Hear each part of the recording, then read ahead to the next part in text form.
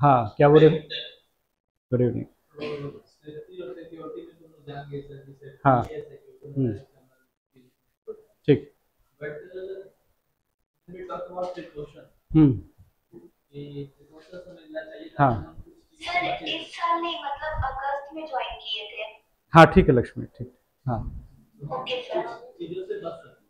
हाँ। हाँ। हाँ। हम्म। हाँ, एक्चुअली क्या है, सेफ्टी जो है ना, उसके बहुत सारे बिहेवियर प्रिकॉशनरी तौर पे होते हैं। सेफ्टी इंसिडेंट्स होने से पहले आपके बिहेवियर में चेंजेस आना, तो सर्टेन सेट्स ऑफ बिहेवियर जो कि सेफ्टी के अंदर में आते हैं वो प्रिकॉशन के अंदर में भी आते हैं।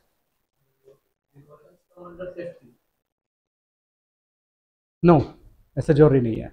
देखो, सेफ्टी के अंदर में बहुत सारे प्रोटोकॉल्स आते हैं जिसमें से कुछ हैं जो कि प्रिकॉशंस के अंदर में है, समझ ना।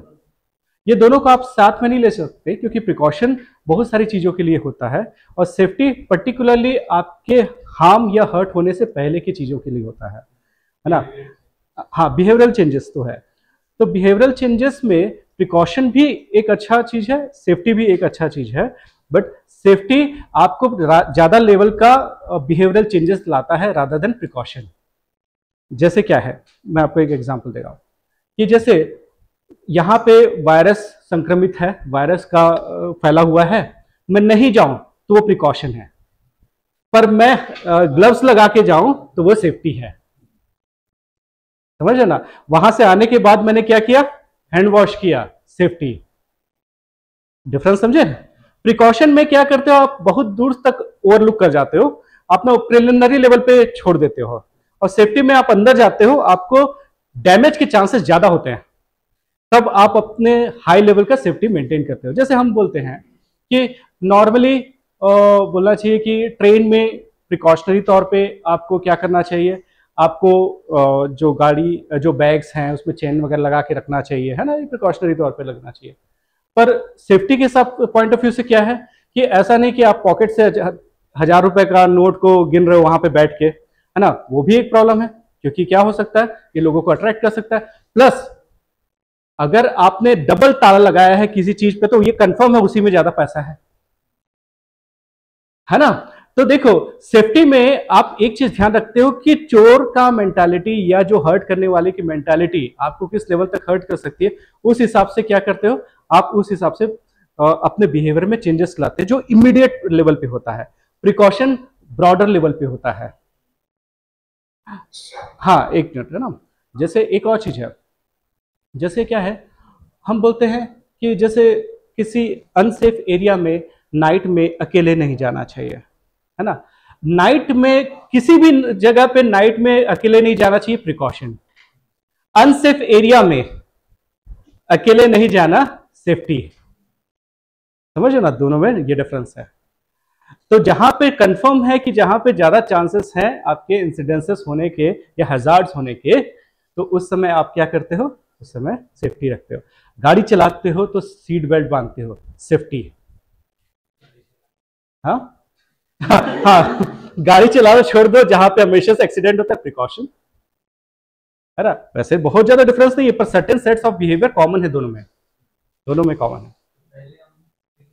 हाँ, हम प्रिकॉशंस रखते हैं फिर सेफ्टी रखते हैं। जैसे क्या है, हम हमेशा से बाइक चलाते हैं, लेफ्ट साइड में चलाते हैं तो वो प्रिकॉशनरी तौर पे, हेलमेट लगाते हैं, सेफ्टी। समझो ना। तो बेसिक डिफरेंसेस होता है उसमें, ये नहीं है। पर वही है, सिक्योरिटी तो और भी चीजें हो जाती है, क्योंकि सिक्योरिटी के लिए फिर एक्सटर्नल फैक्टर्स भी इन्वॉल्व हो जाते हैं कि भाई सिक्योरिटी गार्ड होना चाहिए, ट्रैफिक पुलिस होना चाहिए, ताकि आप सिक्योर हो। Yes please. तो ये सारी चीजें हैं। ठीक है, तो स्टार्ट करते हैं क्लास इसमें। हाँ हाँ, बोलो बोलो शुभम। यस। हाँ सर। सर फिर जब डॉक्टर्स ओआर में हाथ को धोते हैं, मतलब पूरा सैनिटाइजेशन करते हैं, तो प्रिकॉशन में जाएगा कि वो सेफ्टी में जाएगा? हाँ, वही बताया मैंने, सर्टेन सेट्स ऑफ बिहेवियर जो प्रिकॉशन में आते हैं वो आपके सेफ्टी में भी आते हैं। ये सही बोल रहे हो आप। प्रिकॉशन देखो, बीमारी नहीं होती इसलिए, बीमारी ना हो इसलिए हम फ्रूट्स खाते हैं, है ना। प्रिकॉशन, है ना, हम एक्सरसाइज करते हैं प्रिकॉशन, है ना। बट अगर हम जब फ्रूट खाते हैं या बाहर की चीज़ें खाते हैं और हाथ धो के खाते हैं तो हम सेफ्टी मेंटेन करते हैं। दोनों ही चीज़ें, दोनों में ही चीज़ें कॉमन है, बस थोड़ा सा हम हायर लेवल पे चले जाते हैं सेफ्टी में, प्रिकॉशन में हम थोड़ा सा और ब्रॉडर लेवल पे जाते हैं। हम बाहर का खाए ही नहीं, गुपचुप ही नहीं खाते बाहर का, प्रिकॉशनरी, ठीक है। Yes please. खैर, safety and security clear line है ना, जिसमें जो मैंने बताया था वो ज्यादा क्लियर लाइन है साइबर सिक्योरिटी के साथ से।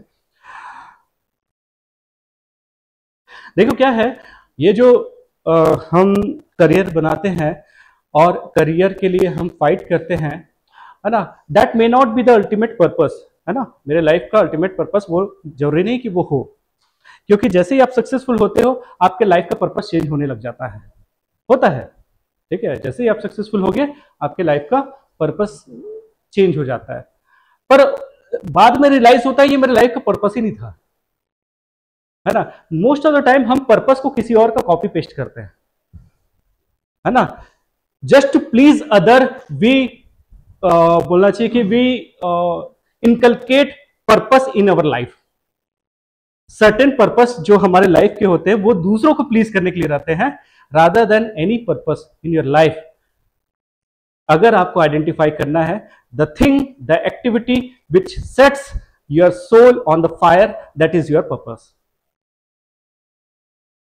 जिसमें अंदर से लगता है ना कि कुछ करना चाहिए, वो पर्पस है, रादर देन किसी को प्लीज करने के लिए करना है। आप स्लेव हो जाते हो लाइफ में ना, लाइफ टाइम आप अपना पर्पस ही ध्यान नहीं रख पाते क्योंकि आप स्लेव बन जाओगे। क्यों? दूसरे को प्लीज करने के लिए, ठीक है ना। तो इसलिए क्या है, ये तो अभी आपका यंगर एज है, आप जैसे ही आप एग्जाम दे दोगे, सक्सेसफुल हो जाओगे, आप अपना करियर या जो अर्निंग का जो वेन्यूज है वो कंफर्म कर लोगे, इसके बाद अपना लाइफ का अल्टीमेट पर्पस खोजना। हर को एक अलग चीजों से खुशी मिलती है, हो सकता है वो स्टडीज हो सकता है वो स्पोर्ट्स हो सकता है वो म्यूजिक हो सकता है वो टूर हो जो बाहर में घूमने का हो। मेरा पर्पस मुझे पता चला मुझे गार्डनिंग है ना। तो हर का पर्पस, मतलब the thing which sets your soul on the fire, that is your purpose, ठीक है ना। तो यही ध्यान रखना। इसलिए क्या है, हम जिस चीज को ना अपने पर्पस बनाते हैं उसमें प्लेजर भी या खुशी भी आने लग जाती है, हमको मजा आने लग जाता है। कुछ एक्टिविटी ऐसी होती है जिसको कोई ना रोके तब भी आप करते रहते हो, है ना। नॉर्मली वही एक्टिविटी आपको आपके लाइफ को सूट करती है, आपको पसंद आता है वही चीज। जैसे इनको दौड़ना कुछ नहीं कराओगे तो दौड़ते रहेंगे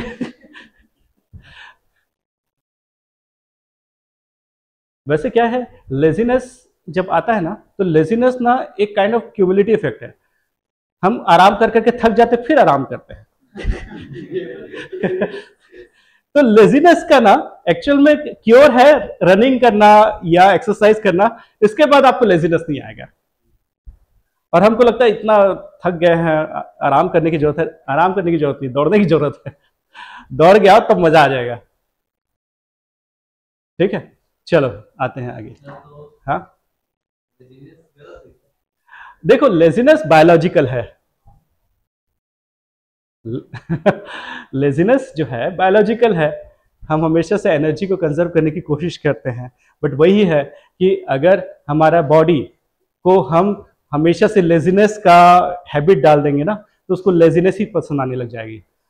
प्रॉब्लम क्या होता है ना, सैडनेस के साथ अगर हम जिसके साथ भी ज्यादा टाइम बिताते हैं ना, हमको वही चीज पसंद आने लग जाता है। तो जो सैड पीपल है उसको सैडनेस पसंद आने लग जाता है, अनफॉर्चुनेटली। समझ ना, आपको अल्ताफ राजा का गाना सुनाऊं रोज का रोज, आपको अल्ताफ राजा पसंद आने लग जाएगा, because that is the only option you have. इसलिए ना बहुत डेंजरस चीज है, कई बार लोनलीनेस जो होता है ना वो भी डेंजरस चीज है, अकेलापन, हमको वही पसंद आने लग जाता है फिर। इसलिए ज्यादा टाइम ना खराब चीजों के साथ नहीं बिताना चाहिए, समझो ना, नहीं तो आपको वही पसंद आने लग जाएगा। मैं ये नहीं बोल रहा कि अकेलापन खराब है, पर यू विल स्टार्ट लाइकिंग अकेलापन। हाँ देखो, डिपेंड्स, डिपेंड्स, है ना।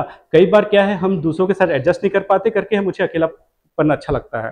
पर अकेलापन सैडनेस के कारण से नहीं होना चाहिए, बाई चॉइस होना चाहिए। हाँ, बाई चॉइस है अकेलापन, दैट्स गुड। साधु संत लोग खुश है भाई अकेले रह के हिमालय में, हम खुश नहीं हो पाते अकेले में, है ना। डिपेंड्स ना, आपको कौन खुशी देता है, अकेलापन कि दैट डिपेंड्स, ठीक है ना। चलो आगे चलते हैं। हम लोग ने पढ़ा था कल की क्लास में फिशिंग, है ना। फिशिंग के बारे में हम लोग ने पढ़ा था, और फिशिंग के बारे में मैंने बताया था कि फेक वेबसाइट का लिंक आपके मोबाइल के व्हाट्सएप में आ सकता है, एसएमएस में आ सकता है, या मेल पे आ सकता है, या फेसबुक के मैसेंजर में आ सकता है। आप उसको क्लिक करते हो ना, वहीं से आप ट्रैप में आ जाते हो। अगर देखा जाए ना तो सबसे पॉपुलर मैकेनिज्म आपके साइबर फ्रॉड का, साइबर क्राइम का, वो यही लिंक है, फिशिंग।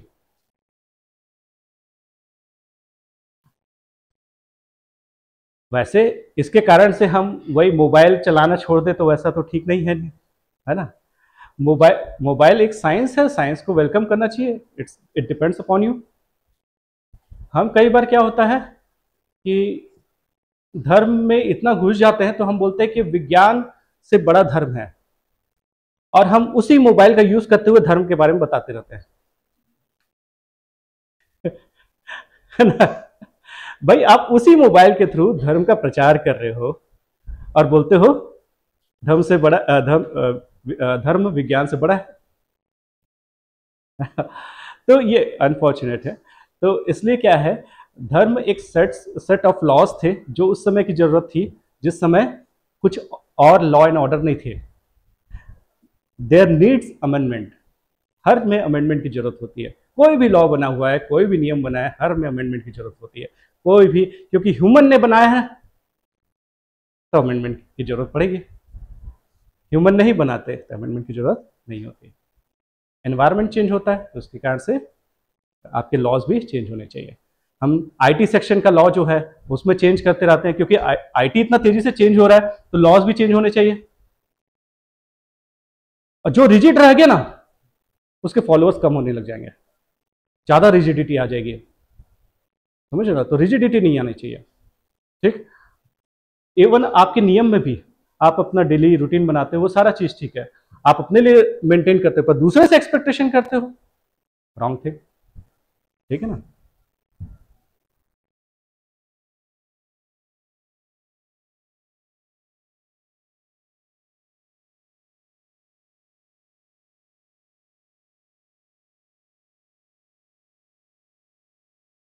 नॉर्मली हम शादी में ना अपने लिए पार्टनर चूज करने में उस समय गलत निर्णय ले लेते हैं। हाँ, उस समय गलत निर्णय ले लेते हैं जब एक लड़का खूबसूरती को देखकर और एक लड़की बैंक बैलेंस को देख के शादी करती है।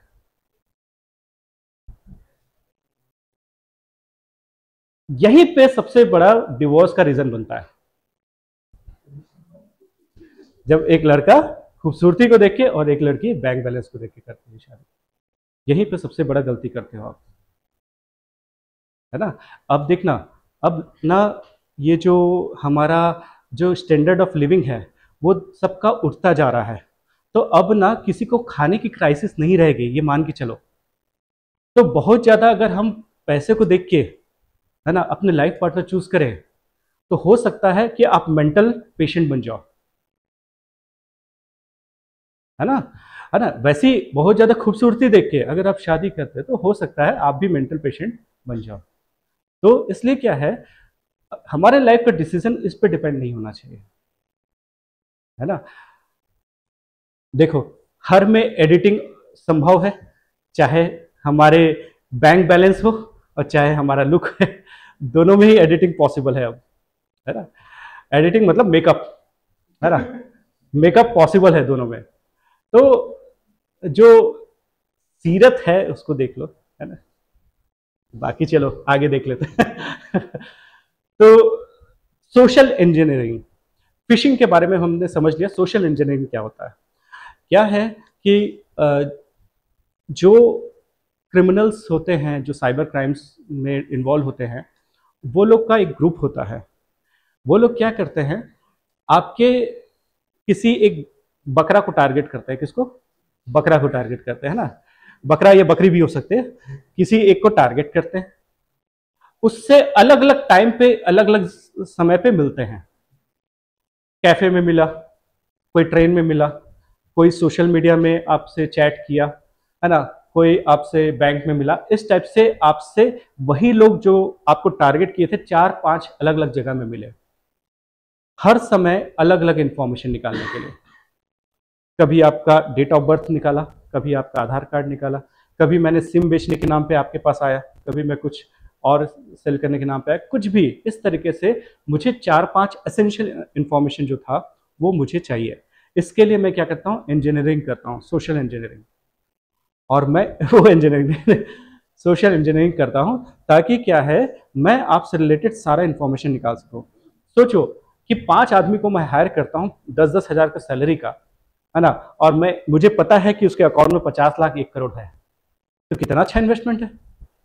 50,000 दे के मैं 5 लाख या 50 लाख निकाल सकता हूँ, है ना, बहुत अच्छा इन्वेस्टमेंट है। ठीक है, यही चीज है सोशल इंजीनियरिंग।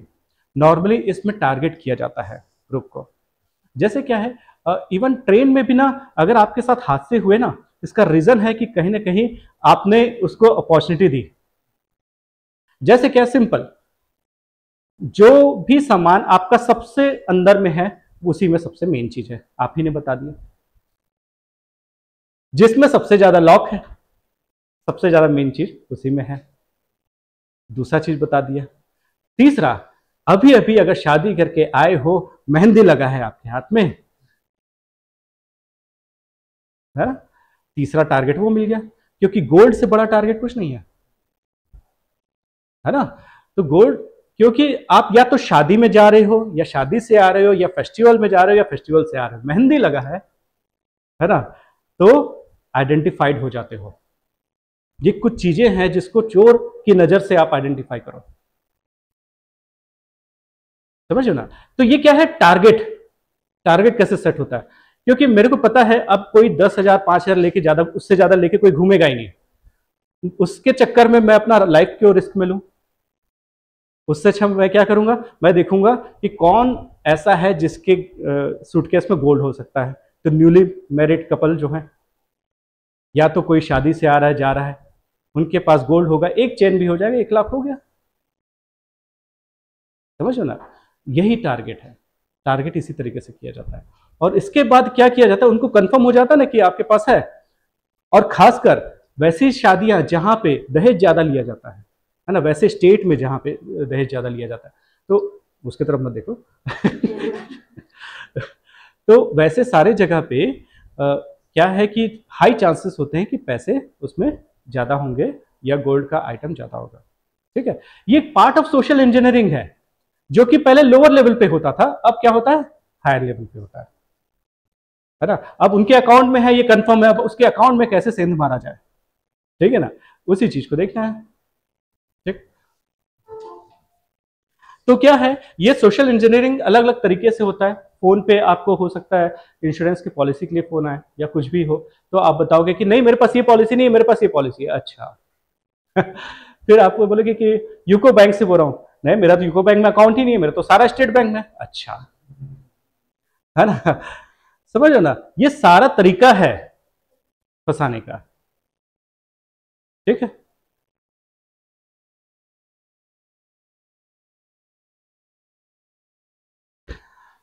तो सोशल इंजीनियरिंग समझ गए। एक है मैलवेयर, मलिशियस सॉफ्टवेयर, ऐसा सॉफ्टवेयर जिसका इंटेंशन मलिशियस है, जिसका इरादा नेक नहीं है, वैसे सॉफ्टवेयर को मैलवेयर बोला जा सकता है। मैलवेयर एक अम्ब्रेला टर्म है। अम्ब्रेला टर्म मतलब जिसमें बहुत सारी चीजें आ सकती है, जैसे वायरस, बैक्टीरिया नहीं आता इसमें, वॉर्म्स, और एडवेयर, स्पाईवेयर, या बॉटनेट, ये सारा मैलवेयर के अंदर आता है। एनीथिंग जिसका इंटेंशन मलिशियस है और एक सॉफ्टवेयर है जो कि कंप्यूटर के थ्रू रेप्लिकेट हो सकता है या computer as a medium use करता है, वो क्या है? मैलवेयर है।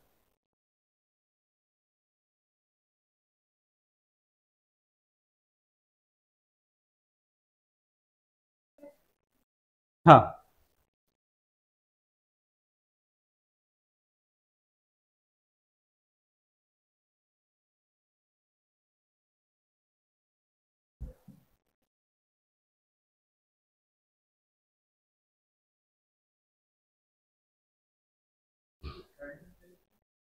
हम्म, आप ये ना, हाँ, ट्रोजन हॉर्स पढ़ेंगे उसके बारे में। हाँ, वॉर्म्स।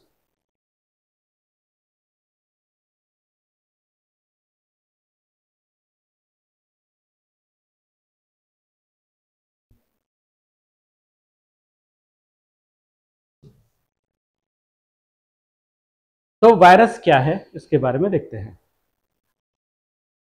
वायरस का, जैसे इन जनरल जो नॉर्मल वायरस जो हम जानते हैं, वायरस को क्या मीडियम चाहिए प्रोपोगेट होने के लिए? यस, है ना। वायरस को क्या चाहिए? मीडियम चाहिए। वायरस को हमेशा होस्ट चाहिए। वायरस को क्या चाहिए? होस्ट चाहिए, कि किसी ना किसी प्राणी के अंदर में रहेगा। बाहर में उसका एग्जिस्टेंस ऑलमोस्ट खत्म है, ज्यादा देर के लिए उसका एग्जिस्टेंस नहीं है। अगर किसी के अंदर में है तो वो किसी के बॉडी के अंदर में रहता है वायरस, है ना। तो वायरस अगर आउटसाइड बॉडी है तो वो डेड है, अगर इनसाइड बॉडी है तो वो काम करता है। तो वायरस का प्रॉपर्टी ये समझ गए कि वायरस हमेशा से किसी होस्ट में रहेगा। तो वैसे ही क्या है, ये किसी कैरियर पे डिपेंड करता है, वो अपने आप में नहीं जान पाता। तो वायरस के साथ ये होता है, किसी कंप्यूटर में ऐसा मेल फंक्शन करने वाला सॉफ्टवेयर, है ना, ऐसा सॉफ्टवेयर जो कि अपने कैरियर या आपके क्लिक पे डिपेंडेंट है ना, वो आपके ऊपर डिपेंडेंट है, अपने आप से नहीं बढ़ता। वो वेट करता है कि आपके कंप्यूटर में चला जाए, चला जाने के बाद वो क्लिक वेट करता है कि आप कब क्लिक करोगे। जिस समय क्लिक करते हो तब वो बढ़ता जाता है, मतलब कैरियर आप बन जाते हो, है ना। तो वायरस के लिए रेप्लिकेट करने के लिए वो अपने आप से स्प्रेड नहीं होता, उसको क्या चाहिए? उसको कोई ना कोई मीडियम चाहिए। नहीं, मैलवेयर एक अम्ब्रेला टर्म है, उसके अंदर में वायरस है, उसके अंदर में वॉर्म्स है। कोई भी चीज मेल फंक्शन करता है, मेलिशियस इंटेंशन से है, तो वो मैलवेयर के अंदर में आता है। तो मैलवेयर का एक टाइप क्या हुआ? वायरस।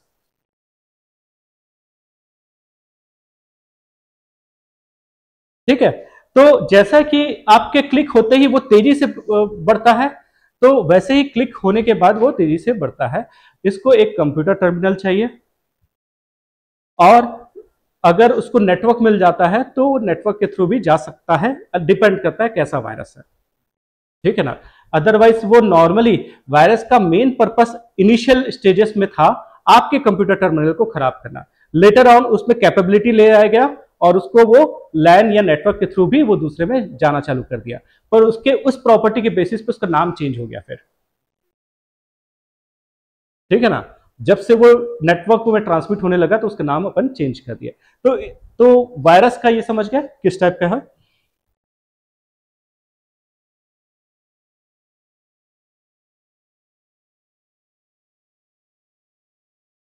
इसे डिटेल की जरूरत नहीं है। वायरस कुछ अलग अलग टाइप के भी वायरस हो सकते हैं, जैसे रैम वाला वायरस हो सकता है। कुछ वायरस ना आपके रैम में चला जाता है, ठीक है ना, और जब भी रैम का फंक्शन होता है वो ट्रिगर होता है, ठीक है। कुछ और भी चीजें हैं, जैसे क्या है, कुछ फाइल्स को वो इन्फेक्ट कर सकता है।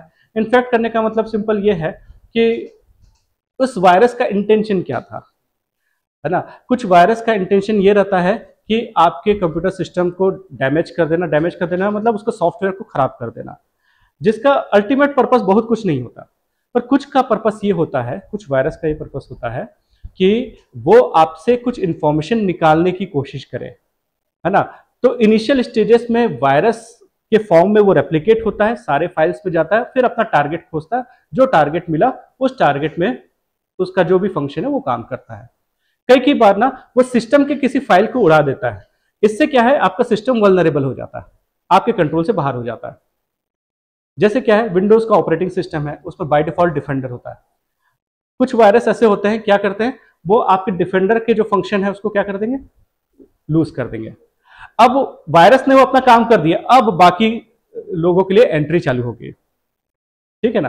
तो वायरस अलग अलग टाइप का है, पर कोई भी चीज जो रेप्लिकेट होता है और that needs a medium, that is virus. समझे? कोई भी प्रोग्राम जो रेप्लिकेट होता है, that needs a medium, that is virus.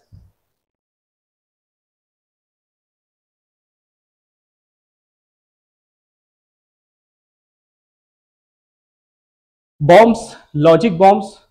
Logic bombs क्या है, किसी लॉजिक के होने पर ही वो एक्सप्लोड करते हैं या तो अपना फंक्शन चालू करते हैं।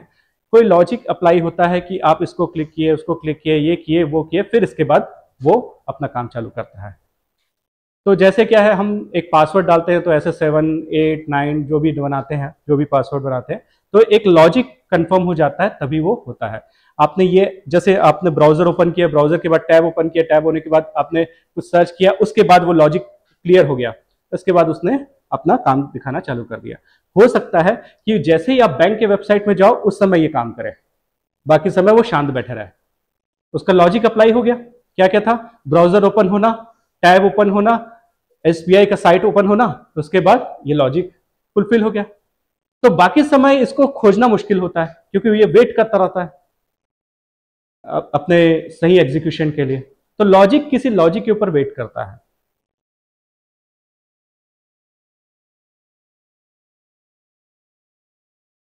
ट्रोजन, तो ट्रोजन हॉर्स बोला जाता है। ट्रोजन कोई बता सकता है क्या है ट्रोजन हॉर्स, क्या था, किसके कारण से इसका नाम आया था, हॉर्स क्यों बोला जाता है?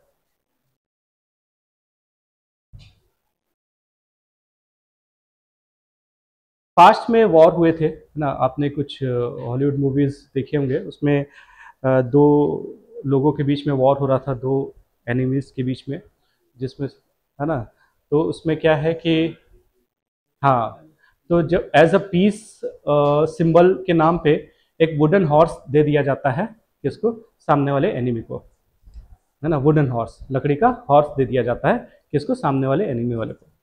उस लकड़ी के हॉर्स के अंदर में बहुत सारे उसके आर्मी मैन सोल्जर्स थे उसके अंदर में।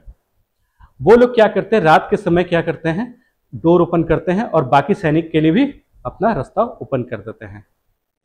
तो ये एक्चुअल इंसिडेंस था, इसके नाम पे ट्रोजन हॉर्स हुआ है ना, क्या था, हाँ। तो ट्रोजन हॉर्स वो चीज है जो कि आपके कंप्यूटर में जाता है और बाकी चीजों के लिए रास्ता ओपन करता है। वो खुद में वायरस नहीं रहता, वो बस रास्ता ओपन करता ताकि आपका जो भी कमांड है वो उसके में जा सके। ठीक है ना। तो वायरस क्या था, वो खुद में मलिशियस था। ट्रोजन हॉर्स बैकडोर एंट्री बनाता है। ट्रोजन हॉर्स आपके सिस्टम में बैकडोर एंट्री बनाता है। इसके बाद जो भी इसका मास्टर होगा, जो ट्रोजन हॉर्स का, वो फिर आपके कंप्यूटर को हैंडल कर सकता है।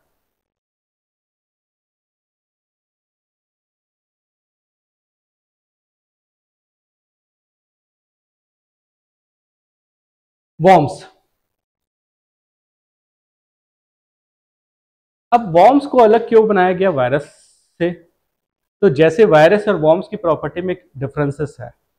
वॉर्म्स का एग्जिस्टेंस होस्ट के बाहर में भी है, मतलब जो वॉर्म्स होते हैं देखोगे कि सॉइल में ऐसे ही पड़े रहते हैं, उसको होस्ट की जरूरत नहीं है, वो अपने से वो रेप्लिकेट होता रहता है। तो वॉर्म्स वैसे ही हैं कि वॉर्म्स अपने से रेप्लिकेट होते हैं, वो आपके क्लिक पे डिपेंडेंट नहीं है, या तो वो डिपेंडेंट नहीं है कि आप कुछ एक्टिविटी करोगे, किसी फाइल को एग्जीक्यूट करोगे, उस पर डिपेंडेंट नहीं है, ये खुद से क्या होता है, रेप्लिकेट होता रहता है। तो वायरस में क्या था, आपके क्लिक पे डिपेंडेंट था, और वॉर्म्स के लिए ऐसा एसेंशियल नहीं है। तो सेल्फ प्रोपोगेशन, ठीक है ना।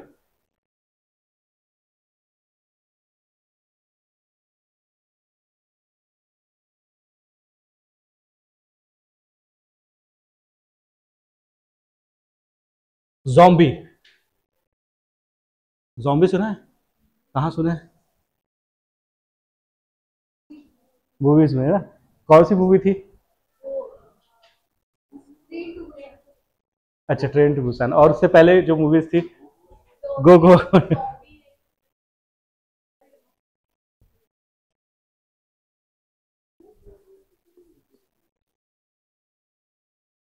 और कहीं देखा है zombies?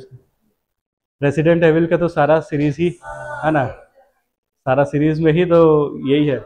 एक्चुअली मेरे ख्याल से ओरिजिनेटर वही है zombies। तो रेसिडेंट एविल साउथ का मूवी में भी था। अच्छा, साउथ की मूवी।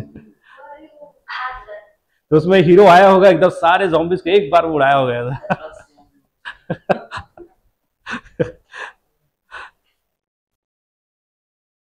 ठीक है। तो जॉम्बी क्या जैसे क्या है, मेरा कंप्यूटर इन्फेक्टेड है ना, मेरा कंप्यूटर में पेन ड्राइव डाला, पेन ड्राइव इन्फेक्टेड हुआ, पेन ड्राइव कहीं और गया, उसमें डला, वो भी इन्फेक्टेड हुआ। तो क्या होता है, जॉम्बी का पर्पस क्या है कि वो पूरे नेटवर्क को, पूरा का पूरा नेटवर्क को क्या करना, एक्सप्लॉइट करना, मतलब ट्रांसमिट करना। देखो अभी तक वायरस और वॉर्म्स का मेन पर्पस अभी तक क्या था कि वो उस कंप्यूटर टर्मिनल को खराब करना, पर zombies क्या है, नेटवर्क से घुस के सारे टर्मिनल को खराब करना इसको, ठीक है ना। तो zombies का पर्पस होता है कि भाई हमारे जैसा बना देना बाकी को भी, ठीक है ना। तो वही है zombies में, बहुत सारे जो नेटवर्क के प्रोग्राम्स है उसको हैक कर देता है। कई बार वो मॉडेम या स्विच के अंदर में चला जाता है, मॉडेम या स्विच, जैसे इस टाइप का मॉडेम होता है, स्विचेस होते हैं, स्विचेस से सब जगह ट्रांसमिट होने लग जाते हैं जो भी कनेक्टेड हैं। आप कभी देखे होंगे कि किसी ऑफिस वगैरह में लैन के नेटवर्क से बहुत सारे टर्मिनल कनेक्टेड होते हैं, और वो पूरे नेटवर्क में आपका वो मलिशियस जो ये है जॉम्बी है वो आ जाता है। बॉटनेट भी वैसे ही टाइप का है, समझ लो जैसे बॉट हम बोलते हैं, रोबोट जैसा, है ना। आपके सिस्टम में डाल दिया, अब उसका मास्टर जो भी कमांड कर रहा है वो करता जा रहा है, पर वो नेटवर्क के थ्रू बॉट है ना। वो जाता है, सब जगह जाता है और वो उसका पर्पस सॉल्व करता है। दोनों में बस एक ही डिफरेंस है, ज़ॉम्बी क्या है कि सिस्टम को खराब करने का ज्यादा पर्पस रहता है, बॉटनेट ना किसी स्पेसिफिक चीजों के लिए रहता है, हर एक स्पेसिफिक पर्पस के लिए रहता है। तो मैंने एक मिनी रोबोट डाल दिया एक प्रोग्राम के फॉर्म में, वो किसी के टर्मिनल में गया और वहां से सारे के टर्मिनल में वो एंटर कर गया। तो ये था बॉटनेट। ये बॉटनेट हो या ज़ॉम्बी हो, दोनों ही नेटवर्क पे डिपेंडेंट होता है। इसके लिए हो सकता है बैकडोर एंट्री किसने किया हो, ट्रोजन हॉर्स ने, है ना। इसके लिए हो सकता है किसी वायरस ने पहले उसके सिक्योरिटी सिस्टम या फायरवॉल को कम किया होगा, फिर ट्रोजन हॉर्स गया होगा जो रास्ता बनाया होगा, इसके बाद क्या घुसा होगा, ज़ॉम्बी और बॉटनेट गए होंगे, फिर वो जो सारे नेटवर्क में चले गए होंगे, समझो ना। ये सारे चीजें हैं, इसलिए इसका अलग अलग नाम है।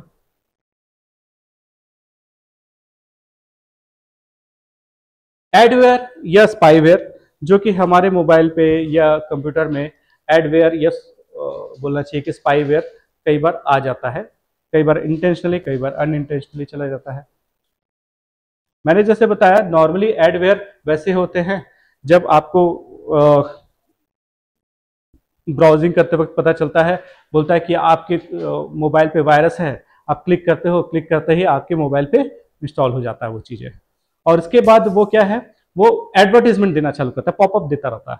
कभी कंप्यूटर ओपन करोगे या कोई पर्टिकुलर चीज ओपन करोगे, कुछ भी, तो कोई भी सॉफ्टवेयर ओपन कर रहे हो तो आपको पहले पॉपअप में एडवर्टीजमेंट देगा, और उस एडवर्टीजमेंट से वो क्या करता है, आपके रैम को यूज करता है ना, आपके बिहेवियर को ऑब्जर्व करके आपको वैसा एडवर्टीजमेंट देता है, ठीक है।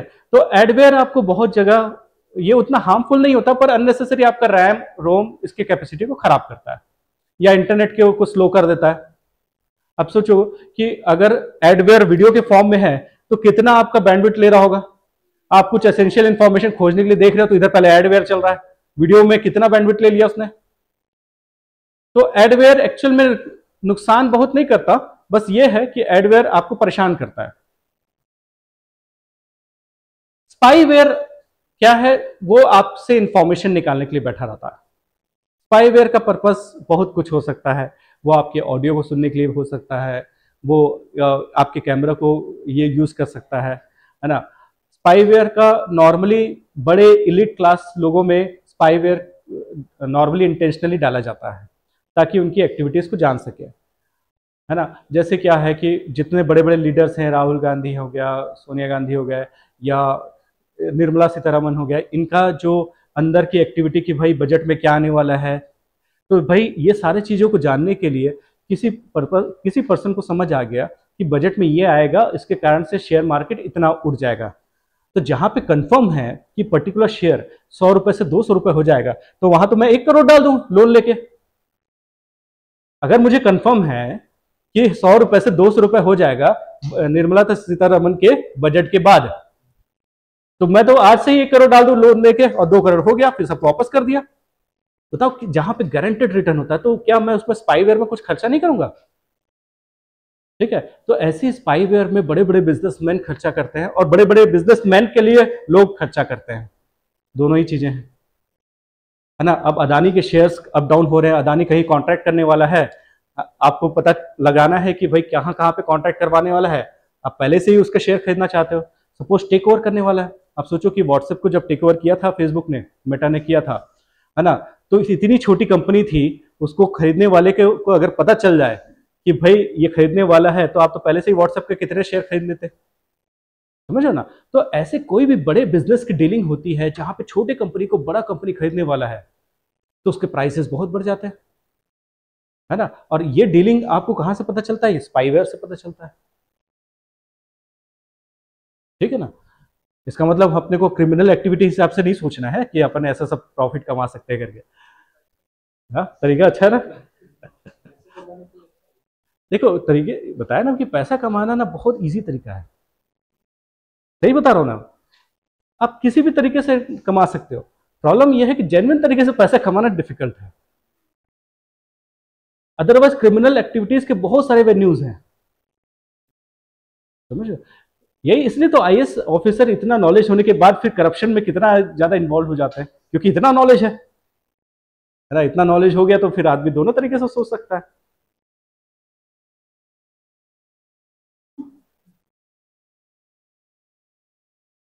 एक होता है एक्सप्लॉइट किट।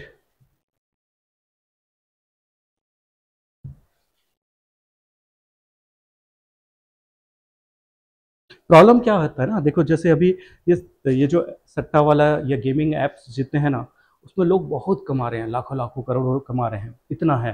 ये जो अभी सट्टा जो चलता है ना, गेमिंग एप्स वगैरह जो चल रहा है, उसमें ऐसा बना के आराम से आप कर सकते हो। पर क्या है वही ना, कि आपका 10 साल के बाद लाइफ अनसर्टेन हो जाता है ना। हम अर्निंग के लिए तो लाइफ के लिए अर्निंग चालू किए थे, अर्निंग के चक्कर में लाइफ ही चला गया। हाँ, ऐसा इसलिए तो दिक्कत है।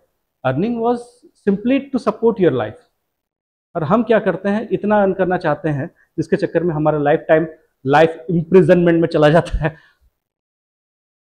ठीक ठीक है। तो देखो, एक्सप्लॉइट किट बहुत कुछ हो सकता है। एक्सप्लॉइट किट का पर्पस था आपके यहाँ का सर्वर। सर्वर किसको बोल सकते हैं? जैसे बाय द वे मैंने जियो आईएस का वेबसाइट है, इसको होस्ट किया हुआ है यहीं के कंप्यूटर में, है ना। मतलब यहाँ के कंप्यूटर में उसका सर्वर चलता है, और यहीं से वेबसाइट ओपन होता है कहीं के लिए भी। अब क्या है, किसी का टारगेट था कि इस वेबसाइट के सर्वर को हैक करना। तो क्या करेगा कि जहां जहां से मेरा एक्सेस है, मेरा लैपटॉप, मेरा मोबाइल, जिससे मैं इसको एक्सेस करता हूँ, उस पर वो अटैक करने की कोशिश करेगा।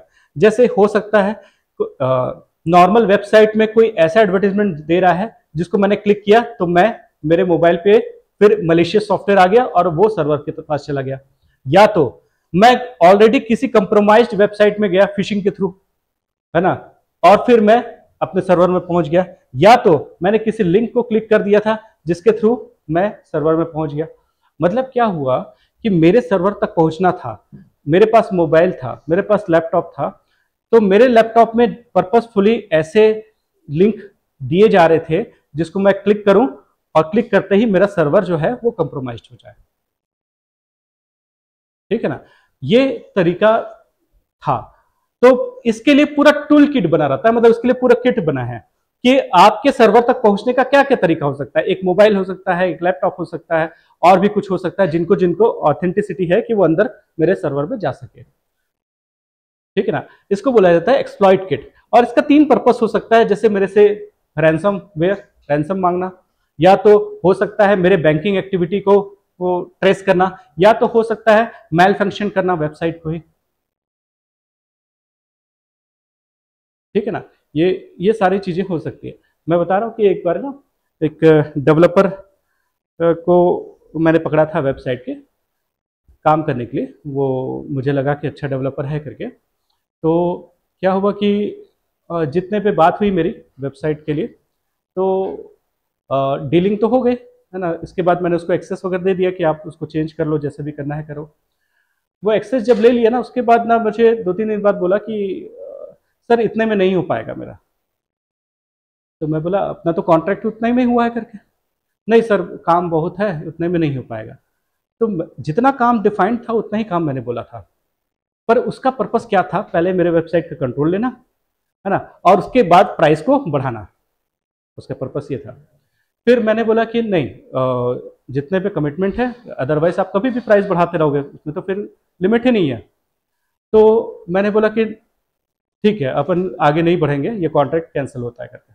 तो उसने क्या किया, कुछ उसमें लिंक डाल दिया, और उससे क्या हुआ, मेरे वेबसाइट बहुत स्लो हो गया। स्लो होने के बाद उसमें स्पैम्स, या बोलना चाहिए कि उसने एक रास्ता काइंड ऑफ ओपन कर दिया मेरे वेबसाइट के लिए, जिसमें ऑटोमेटिकली यूजर का लॉगिन बनता जाता था और उससे नए नए पोस्ट होते जाते थे, और वो पोस्ट कुछ भी होते रहते थे।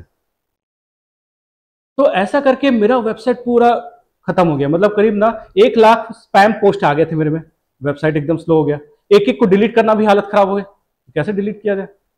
तो ऐसा हो सकता है, मतलब किसी का अगर टारगेट हो सकता है कि उसका टारगेट था ही नहीं मेरा सॉफ्टवेयर को, मेरा वेबसाइट को मेंटेन करना, उसका टारगेट क्या रहा, ये वेबसाइट को खराब करना। इसलिए उसने एक कम डीलिंग वाले पे बात किया, और उसके बाद क्या किया, जैसे ही एक्सेस ले लिया उसके बाद उसको खराब करके चला गया। तो ये सारी चीजें हैं। तो एक्सप्लॉइट किट में ना बहुत तरीका होता है, मैनुअल हो सकता है, मेरे पास कोई सॉफ्टवेयर का लिंक आ सकता है, मेरे पास व्हाट्सएप आ सकता है, बहुत कुछ आ सकता है जिससे मेरा सर्वर हैक हो सकता है। ठीक है,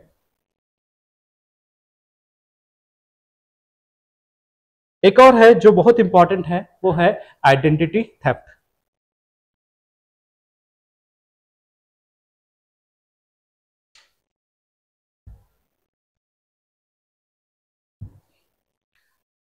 आपके पहचान की चोरी, ठीक है ना, किसके, पहचान की। और यही सबसे कॉमन हो गया अभी, आइडेंटिटी थेफ्ट। क्यों कॉमन हो गया, क्योंकि अब तो आइडेंटिटी ही चाहिए किसी भी चीज के लिए। आपका बैंक अकाउंट मुझे चाहिए साइबर क्राइम करने के लिए, आपका आधार चाहिए मुझे, आपको आपका मोबाइल चाहिए, ये 3 जगह ऑथेंटिकेशन की रिक्वायरमेंट है मुझे, ये तीनों चीजें मुझे चाहिए। इसके लिए मुझे आपका आधार कार्ड, आपका फिंगरप्रिंट, आपका पैन कार्ड, ये 3-4 चीजें चाहिए। ये मिल गया तो उसके बाद मैं आपका आइडेंटिटी को चुरा सकता हूँ। तो आजकल ऐसे ही हो गया है। आइडेंटिटी थेफ्ट यहाँ पे तो उस लेवल पे अभी नहीं हुआ था, यहाँ पे तो सिंपली इन लोगों ने आधार का सर्वर उड़ाया और उसमें से 85 करोड़ लोगों का डेटा लीक हो गया, है ना। हमारे यहाँ तो इजी था। तो डार्क वेब में 85 करोड़ लोगों का डेटा विथ फिंगरप्रिंट्स वो रिलीज हो चुका है ना। तो उनको तो जरूरत ही नहीं पड़ी। अब वो कई प्राइस में सेल हो रहा है, अलग अलग प्राइस में सेल हो रहा है डार्क वेब में। तो आधार तो बहुत इजी मैकेनिज्म बन गया सबके लिए, पर अगर वर्ल्ड लेवल पे देखा जाए तो वहां पे अलग अलग लेवल पे थेफ्ट होता है आइडेंटिटी का। जैसे आपका जो कचरा साफ करने वाला आता है, डस्टबिन कलेक्ट करता है, वो आपका जो भी पार्सल आता है उससे नेम, फोन नंबर वो उठाता है ना। फिर इसके बाद आपके आसपास में जो भी बोलना चाहिए कि जो लोग हैं, नेबर्स हैं, या आप जिस कम्युनिटी में है वहाँ पे कोई लोग इन्वॉल्व होते हैं जिससे आपका इंफॉर्मेशन निकलता है। इस सारे तरीके से आपका पूरा आइडेंटिटी का इंफॉर्मेशन को पता चलता है, ठीक है ना। आइडेंटिटी थेफ्ट वहां पे फॉरेन पे इस लेवल पे होता है जहां पे आपका डस्टबिन से लेके हर एक लेवल पे उसको चेक किया जाता है। इसलिए क्या है, श्रेडर का कंसेप्ट यहाँ पे ज्यादा नहीं है, जबकि फॉरेन में श्रेडर का कंसेप्ट बहुत है। श्रेडर समझते हैं ना, पेपर को ऐसे डाल देना, पूरा कट के निकल जाना, है ना। क्योंकि वो बहुत इंपॉर्टेंट होता है। आपका पार्सल आया उसमें सारा डिटेल रहता है ना, नेम हो गया, ईमेल आईडी हो सकता है, फोन नंबर हो सकता है, एड्रेस हो सकता है, फिर आपके यहाँ कौन कौन मेंबर हैं वो सारा पता चल सकता है, आप किस टाइप का प्रोडक्ट ऑर्डर करते हो वो सारा चीज़ पता चलता है।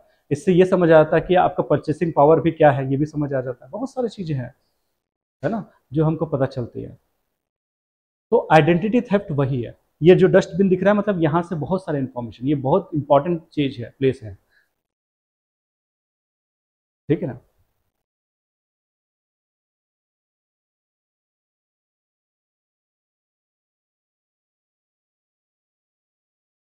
एक होता है डिनाइल ऑफ सर्विस, डीओएस या डीडीओएस, है ना। इसके बारे में क्वेश्चन भी आ चुका है, डिनाइल ऑफ सर्विसेज, ये क्या होता है? नहीं नहीं, इस साल आ सकते हैं, इस साल ना स्टैटिक नहीं आएगा। कैसे आएगा पता है? वही 3-4 मैच मेकिंग, वॉर्म्स का क्या ये है, ये डीडीओएस का क्या फंक्शन है, मैच मेकिंग में पूछ देगा, इंडिविजुअली नहीं पूछेगा आपको, समझ रहे हो?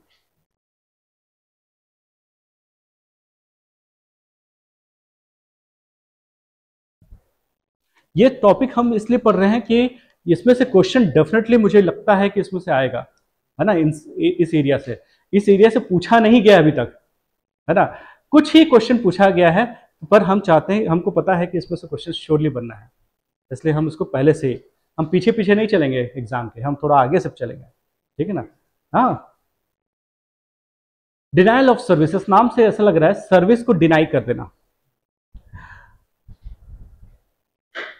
मैं रेलवे का टिकट बुक करना चाहता हूं और मुझे एसी में, थर्ड एसी में मुझे लोअर सीट चाहिए, है ना, और मुझे पता है बहुत मारामारी है टिकट के लिए, तो मैं क्या करूं? तो मैं क्या करता हूं, मैं आर्टिफिशियली उसका सर्वर में ना इतने सारे रिक्वेस्ट भेजूंगा ताकि क्या है कि बाकी लोग के लिए ब्लॉक हो जाए और सिर्फ मेरा टिकट कंफर्म हो सके। जिस समय रिजर्वेशन होता है उस समय मैंने क्या किया, थोक के भाव में मैंने क्या कर दिया, ऐसा बॉट से मैंने सर्विसेज रिक्वेस्ट भेजा।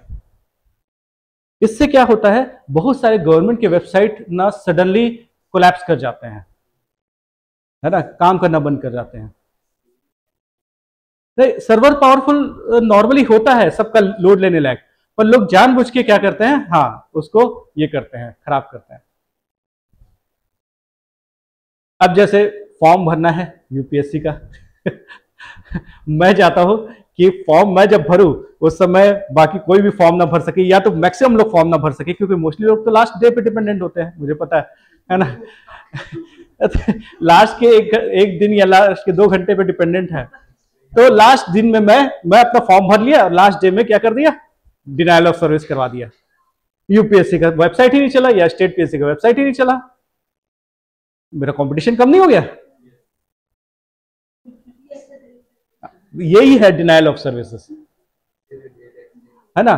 डिनाइल ऑफ सर्विसेज का डीडीओएस भी होता है, डिस्ट्रीब्यूटेड डिनाइल ऑफ सर्विसेज। मैंने मल्टीपल लोकेशन पे लगा दिया लोगों को मतलब कंप्यूटर प्रोग्राम को लगा दिया कि वो उस सर्वर को बिजी करके रखे, और नॉट ओनली सर्वर को बिजी रखे, कई बार उसके नेटवर्क को भी बिजी किया जाता है ना। जैसे जितने नेटवर्क है ये सबको बिजी कर दिया जाता है, मतलब पूरा लैंड फुल चल रहा है, 100 MBPS का कैपेसिटी में पूरा डाटा चल रहा है, क्या हो रहा है, बस इधर से जा रहा है उधर से वापस आ रहा है, कुछ नहीं हो रहा है।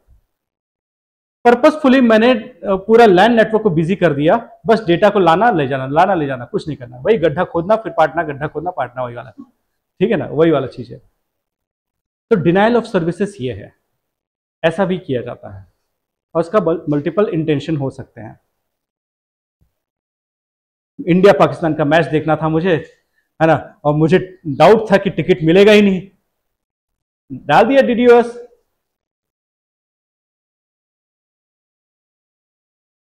फिर है रैंसमवेयर, फिरौती मांगना, रैंसम।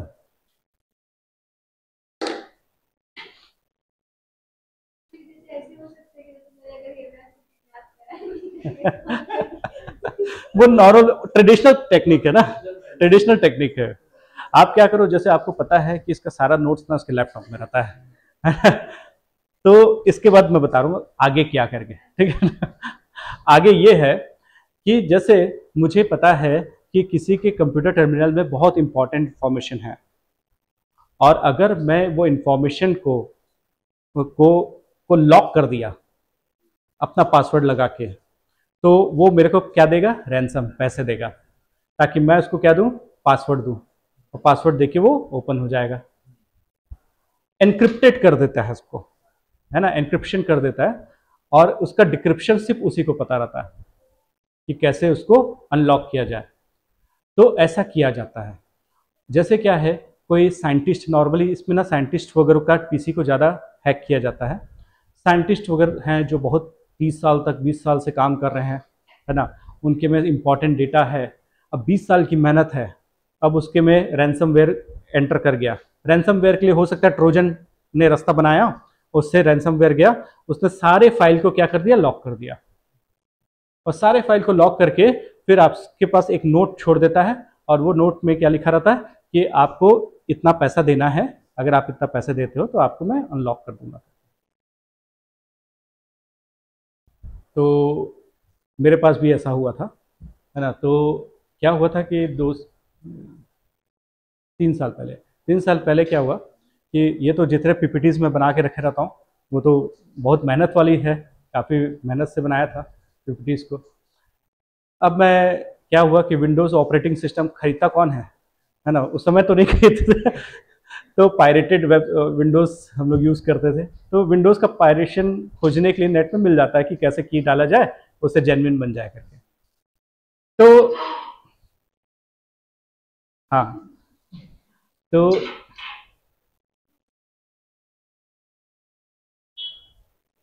हाँ भावना म्यूट कर लीजिएगा ना, आपका माइक ओपन हो गया है। हाँ, तो क्या हुआ कि मैंने विंडोज़ ऑपरेटिंग सिस्टम को जेन्युइन करने के लिए कोई सॉफ्टवेयर डाला, उसमें दिखा रहा है कि जेन्युइन कर रहा है, जेन्युइन कर रहा है, पर मैं देख रहा हूँ जेन्युइन नहीं कर रहा है, कैसे जेन्युइन हो नहीं रहा है करके।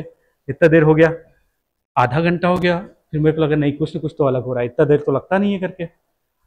तो मैंने क्या किया, अपना सब फोल्डर को देखना चालू किया, तो सारा फोल्डर मेरा लॉक हो गया, है ना। तो मैं तुरंत से उसको पहले नेट से हटाया, तुरंत से मैंने फॉर्मेट किया, पर मैंने देखा मेरा जितना भी पेन ड्राइव या हार्ड डिस्क अटैच था वो सारा का ना एक्सटेंशन में लास्ट में जुड़ गया है .RIGH, राई, है ना, .राई करके सारे में जुड़ गया है। और उसको मैंने जब अनलॉक करने की कोशिश किया तो नहीं किया, अभी तक वो लॉक्ड है। उसमें वर्णन का छोटा था तब का पिक है ना, और भी बहुत सारे अच्छे मेरे जो इवेंट्स हुए हैं वो सब के फोटोज़ वगैरह हैं, वो सारे अभी भी लॉक्ड हैं। मैं नेट पे खोजा कि उसको कैसे अनलॉक किया जाए, तो वो हाई लेवल की सिक्योरिटी से लॉक किया गया है, जिसका अभी तक अनलॉक नहीं हुआ है, पर मैं फ्यूचर में उम्मीद में हूँ कि कभी वो अनलॉक हो जाएगा करके। तो ऐसा हो सकता है, ठीक है ना, ऐसा हो सकता है कि रैंसमवेयर, और मेरे सारे फोल्डर में वो एक नोट छोड़ दिया था, उसमें लिखा था इतना डॉलर कुछ डालना है तब वो ओपन करेगा करके।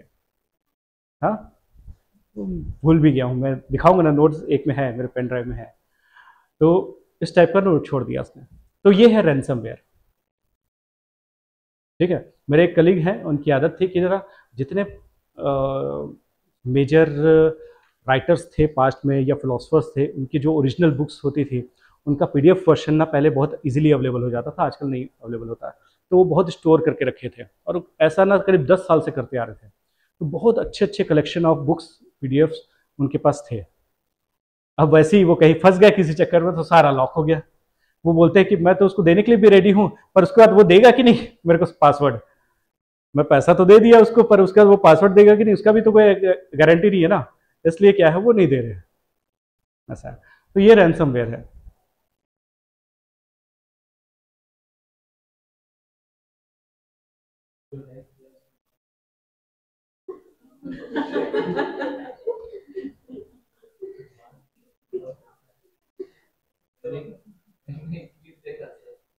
हम्म,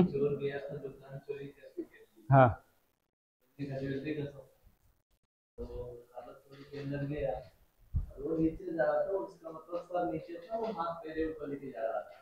अच्छा, हाँ, हाँ,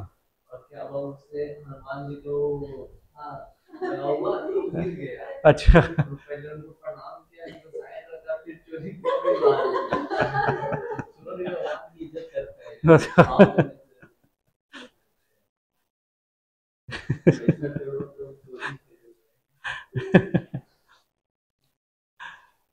अब देखते हैं, ये तो साइबर सिक्योरिटी से रिलेटेड चीजें देखे थे, अब साइबर क्राइम है ना, अपराध के बारे में देख रहे हैं।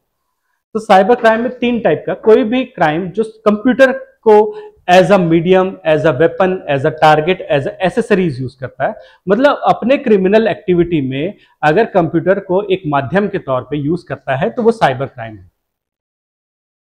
है ना। और वो माध्यम या वो मीडियम क्या क्या हो सकता है, कंप्यूटर खुद में टारगेट हो सकता है, या तो कंप्यूटर एक वेपन जैसे यूज किया जा सकता है, या तो कंप्यूटर एक एसेसरीज जैसे यूज किया जा सकता है। तीनों तरीके से यूज किया जा सकता है।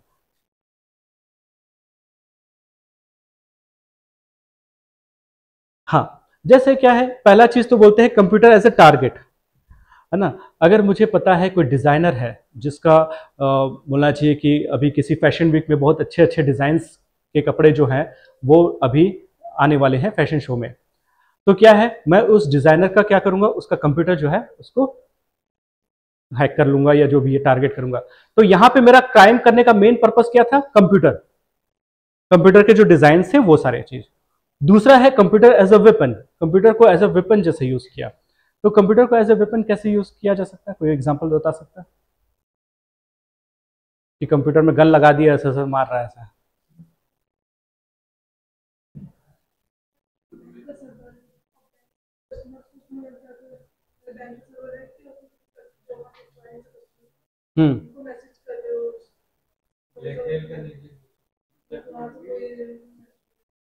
ब्लैकमेल करने के लिए, हाँ। अच्छा, और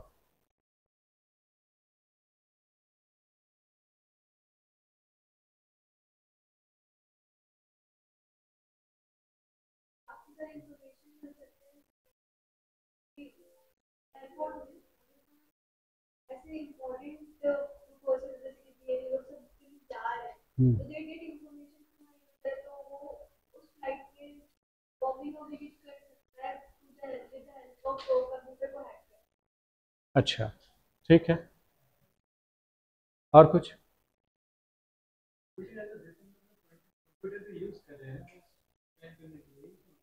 हाँ, तो मतलब कोई स्पेसिफिक,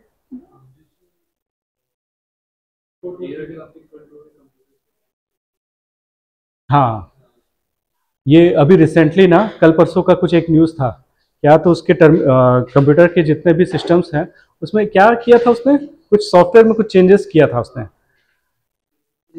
हाँ, प्रिसीशन नहीं आ रहा था कि शायद लैंडिंग सही करना या उसको सही करना। अब सोचो कि अगर मुझे फ्लाइट को हैक करना हो, तो वो जैसे हुआ था अफगानिस्तान में काबुल में जो है ना, कांधार कांधार हुआ था ना, है ना। तो उस समय जो हाईजेक हुआ, उससे अच्छा क्या इजी तरीका है, मैं कंप्यूटर का जो प्रिसीशन है उस पर कंप्रोमाइज कर दूं, ताकि अगर लैंडिंग में ही उसको तकलीफ हो जाए, अगर लैंडिंग सही नहीं होगा तो ऑटोमेटिकली 300 लोग मर जाएंगे, है ना। तो वो ये चीज को यूज किया जा सकता है, और वो चीज को किया गया था अभी रिसेंटली, पर इस चीज के लिए नहीं कि क्रैश हो जाए, पर उसका कुछ एक्यूरेसी को बिगाड़ने के लिए किया गया था।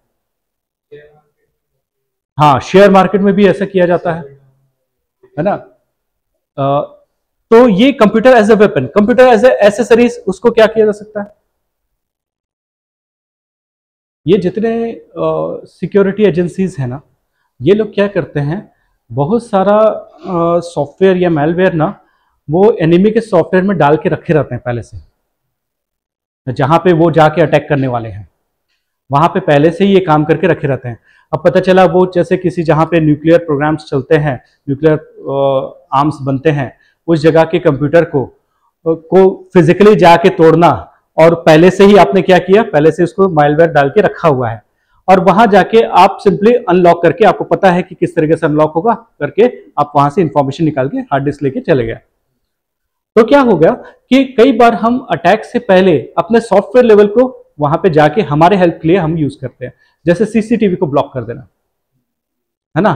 तो वो कंप्यूटर एज एसेसरीज यूज हो रहा है, हमने क्या किया, जाने से पहले सीसीटीवी को ब्लॉक कर दिया, फंक्शन खराब कर दिया उसका, या तो फुटेज को डिलीट कर दिया सॉफ्टवेयर के थ्रू। तो जब जब हम क्राइम स्पॉट पे जा रहे हैं उस जगह पे उस समय हमारा फुटेज नहीं आएगा, तो ऐसा भी किया जाता है, ठीक है ना। तो ये 3 चीजें जिसके थ्रू साइबर क्राइम होता है। हाँ, अब ओनली कंप्यूटर नहीं रह गया, अब टैब भी इसका पार्ट है, मोबाइल भी इसका पार्ट है और कंप्यूटर भी। जो भी चीजें इंटरनेट से कनेक्ट होके आपको ब्राउजिंग की फैसिलिटी दे रही है वो सारा आपके साइबर क्राइम का पार्ट बन सकता है, जिसमें भी ऑपरेटिंग सिस्टम है ना, जिसमें भी इंटरनेट की फैसिलिटी है। तो अब क्या है, ये तीनों चीजें, अब कोई पूछे साइबर क्राइम में क्या मोबाइल नहीं आएगा? आएगा, टैब भी आएगा, सारा चीज साइबर क्राइम का अंदर में आता है। पहले कंप्यूटर से ओरिजिनेट हुआ था वो। ठीक,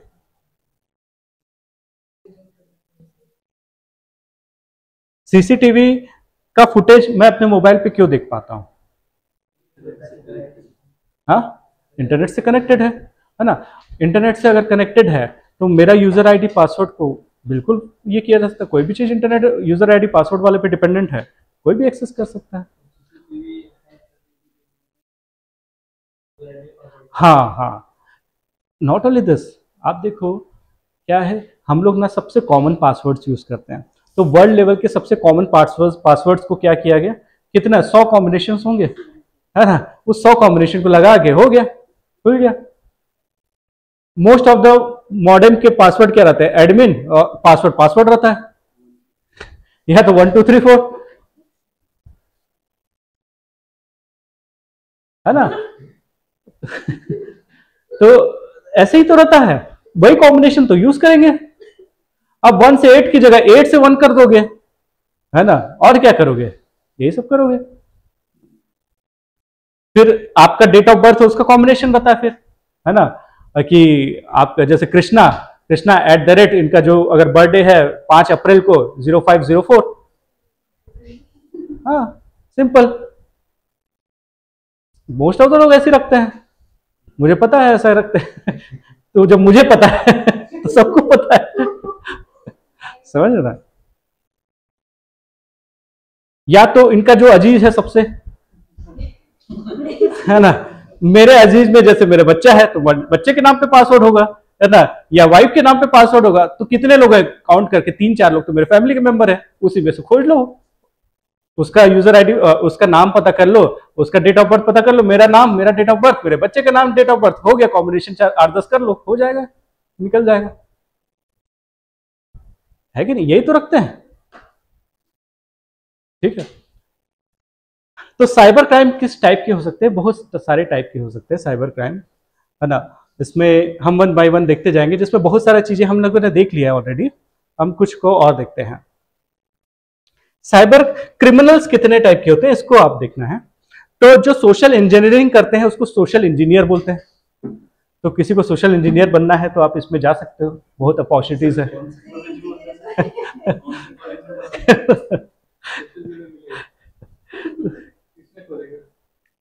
सोशल इंजीनियर्स। फिर स्पीयर फिशर्स, ऐसे लोग जो फिशिंग के लिए टारगेट करते हैं, करवाते हैं, है ना, दूसरों को टारगेट करते हैं। तीसरा हैकर्स, जो हैकिंग करते हैं दूसरे के सिस्टम को। रॉन्ग एम्प्लॉय, कल ही आपको पता चला होगा कि जैसे जो राजस्थान से सारे साइबर क्राइम्स मोस्टली राजस्थान और हरियाणा के बॉर्डर में चलते हैं, जितने साइबर क्राइम हैं, तो वहां पे इस लेवल का मिलीभगत है कि वहां पे जो बैंक के जो मैनेजर्स हैं, बैंक के एम्प्लॉयज हैं, प्लस मोबाइल का जो सिम देते हैं, ये सबको पैसा डिस्ट्रीब्यूट होता है ना। तो वो एम्प्लॉय भी तो क्रिमिनल है, समझे ना। तो ये सारे एम्प्लॉयज या जो इंटरनेट सर्विस प्रोवाइडर, एयरटेल का जो एम्प्लॉय होगा, बीएसएनएल का, वोडाफोन का, जो लोग ये हैकर्स को हेल्प कर रहे हैं या साइबर क्राइम में हेल्प कर रहे हैं, वो सारे लोग कल्प्रिट हैं। आधार सेवा सेंटर के जितने लोग हैं, जो लोग ने इंफॉर्मेशन लीक किया, वो लोग कल्प्रिट हैं। फिर एक है जो रैंसम में एक्सपर्ट है, रैंसम लेने में, ठीक है ना। तो ये 5 टाइप के साइबर क्रिमिनल्स होते हैं।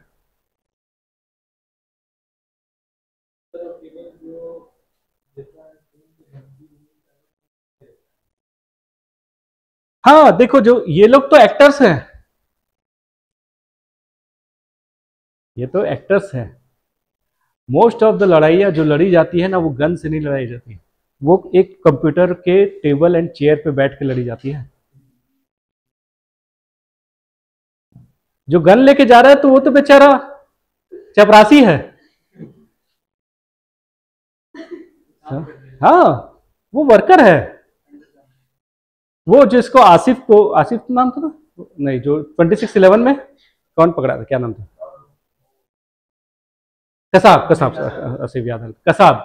कसाब तो प्यून होगा ना, जो मास्टरमाइंड है ना, उसको पकड़ना जरूरी है ना भाई। लड़ाई है तो वो लड़ रहा है ना, ठीक है ना। वो जो फोन पे धमकी देते हैं वो कितने अच्छे एक्टर होंगे, हो सकता है उनको एक्टिंग का अपॉर्चुनिटी नहीं मिला होगा,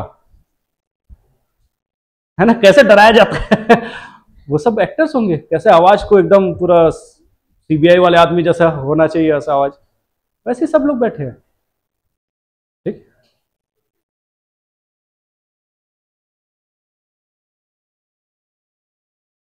तो साइबर क्रिमिनल्स हैक कर सकते हैं, हैक करने के बहुत सारे तरीके हो सकते हैं, है ना। इसमें हैकिंग का मेजर पर्पस फाइनेंशियल ही होता है नॉर्मली अगर देखा जाए तो। कई बार हैकिंग का पर्पस पॉलिटिकल होता है, हैकिंग का पर्पस कई बार फेम के लिए भी किया जाता है कि डॉन आ गया है करके, है ना। हाँ, हाँ। तो हैकिंग का पर्पस कई बार फेम भी होता है, क्योंकि चाहे विख्यात हो चाहे कुख्यात हो, दोनों को लोग जानते हैं, है ना। ख्याति तो दोनों के साथ जुड़ी है ना।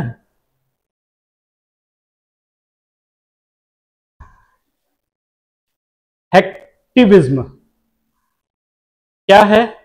कई बार कुछ लोग ना हैकिंग इसलिए करते हैं ताकि दूसरों का भला कर सके।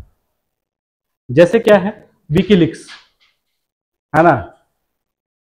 वो क्या चाहते हैं कि जनता तक इंफॉर्मेशन पहुंचे, है ना। आप क्या एक्टिविटी कर रहे हो, क्या डीलिंग कर रहे हो, जनता तक नहीं पहुंच पा रहा है, तो ऐसे में हैकिंग करते हैं बहुत लोग। वो एक्टिविस्ट होते हैं एक्चुअल में, है ना। जूलियन असांज ना नाम था, और एडवर्ड स्नोडेन, है ना। ये लोग क्या एक्टिविस्ट हैं। ये गवर्नमेंट के क्रिमिनल एक्टिविटी या गवर्नमेंट के ऐसे एक्टिविटीज जो जनता को नुकसान पहुंचाती है उसके कारण से हैकिंग करते हैं और इंफॉर्मेशन लीक करते हैं, इंफॉर्मेशन लीक करके जनता तक पहुंचाते हैं, उसलिए भी हैकिंग होता है। पर इसको एथिकल हैकर्स नहीं बोल सकते, they are not ethical hackers. Ethical hackers का पर्पस अलग होता है, वो नैतिक तरीके से, मतलब वो क्या है, अब जैसे क्रिमिनल का कंप्यूटर लॉक्ड है, क्रिमिनल का, और उससे एसेंशियल इंफॉर्मेशन निकालना है, तो जो हैकर्स होंगे, जो एथिकल हैकर्स होंगे, वो उसको अनलॉक करेंगे। उसका पर्पस क्या है? उसका पर्पस ये है कि क्रिमिनल के इंफॉर्मेशन को निकालना, लीगली ऑथराइज्ड है वो। तो हैक्टिविज्म और ये दोनों अलग हैं, एथिकल हैकर्स। हैक्टिविज्म ऑथराइज नहीं होता, वो एक्टिविस्ट होता है, ठीक है ना। कई बार पुलिस हैकिंग करती है ना, उसका पर्पस होता है किसी रीजन से। इनसाइडर्स होते हैं, जो ट्रेड के इनसाइडर्स होते हैं, वो भी हैकिंग करते हैं, बिजनेस वाले लोग भी हैकिंग करते हैं। तो ये हैकिंग का अलग अलग तरीका है। नॉर्मली हैकिंग जो है वो आपके फाइनेंशियल फ्रॉड से ही रिलेटेड रहता है। Cyber crime as a service, है ना, सॉफ्टवेयर एज अ सर्विस होता है, सास अगर सुना होगा, बहुत न्यूज में आता है। वैसे cyber crime as a service, मैं साइबर क्राइम में एक्सपर्ट हूँ। शहराब चाहता है कि जो मेरी गर्लफ्रेंड मेरे को से ब्रेकअप की, उसका कंप्यूटर का इंफॉर्मेशन और मोबाइल का इंफॉर्मेशन मुझे दो।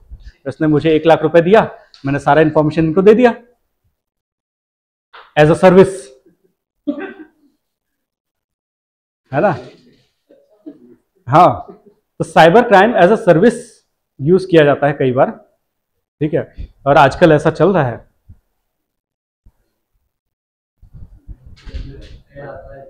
हाँ, ऐड आता है, आपको देता है क्या ऐड?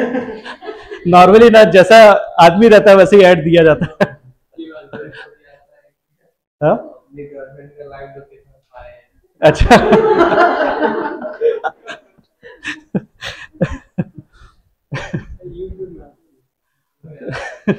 तो cyber crime as a service use होने लगा है। अब क्या है, आप जैसे चाहते हो, लोग जेलसी के कारण से भी ऐसा करते हैं, है ना, कि कोई बिजनेस में कॉम्पिटिटर्स थे, तो एक कॉम्पिटिटर ने क्या है, दूसरे में के पीछे इंफॉर्मेशन लगा दिया कि क्या क्या करता है, उसको डिफेम करने के लिए सारा काम करता चालू कर दिया। तो ये सारी चीजें होती है, तो एज अ सर्विस यूज होने लग गया है साइबर क्राइम।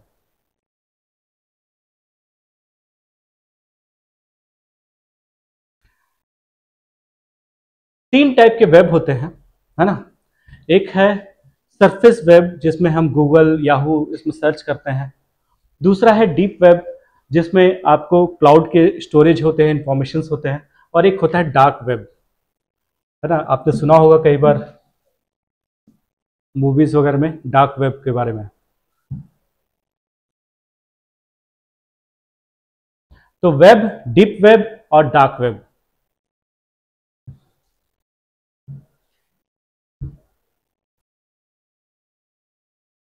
तो सरफेस वेब वो होता है, सरफेस वेब नहीं, सरफेस वेब, है ना। तो वेब वो होता है जो हम यूज करते हैं, हम देख पाते हैं नॉर्मली इन जनरल। पर जो डीप वेब कौन सा होता है, जैसे मैं किसी का गूगल ड्राइव में गया और वहां से इंफॉर्मेशन निकाला। जैसे फॉर एग्जांपल, है ना, आजकल के जितने मोबाइल्स हैं उसमें फोटो एक्चुअल में आपके मोबाइल में तो स्टोर रहते हैं, बट फोटोज में भी अपलोडेड होते हैं।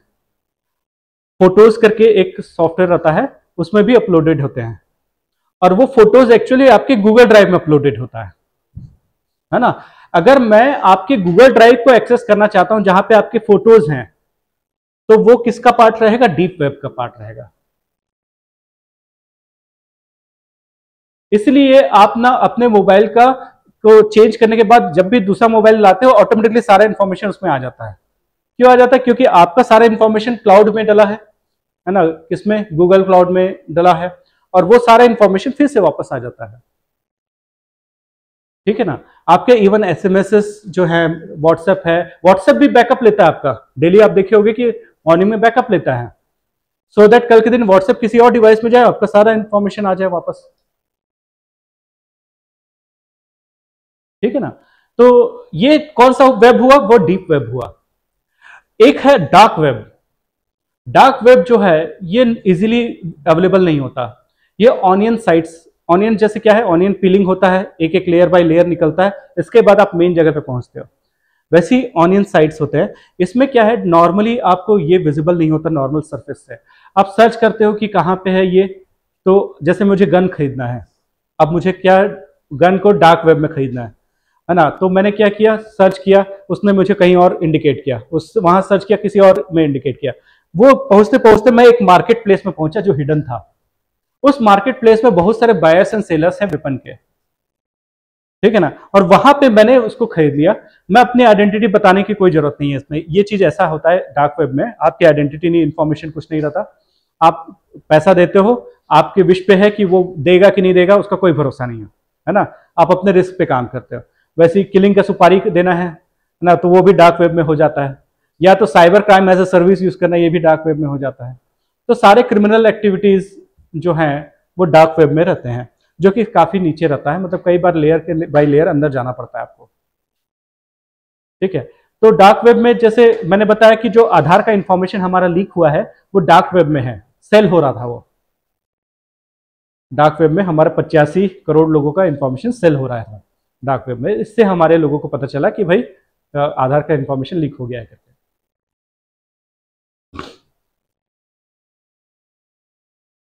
तीनों में क्या डिफरेंस है? सरफेस वेब जो होता है पब्लिकली एक्सेसिबल होता है। डीप वेब में लॉगिन की जरूरत पड़ती है। और डार्क वेब में क्या होता है, कई बार स्पेशलाइज्ड सॉफ्टवेयर की जरूरत पड़ती है। जैसे टॉर करके एक सॉफ्टवेयर है, टॉर सॉफ्टवेयर को आप इंस्टॉल करोगे तभी वो डार्क वेब का एक्सेस में आपको मिल पाएगा। तो उसके लिए एक रास्ता होता है, तभी आप वहां पे जा पाओगे।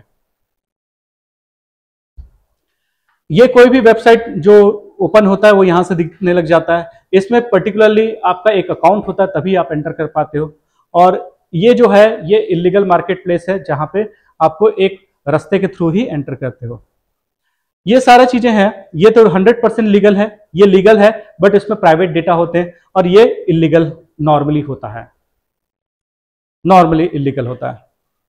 क्योंकि लीगल होता तो ओपन रहता, इलीगल है इसलिए तो उधर है। ठीक।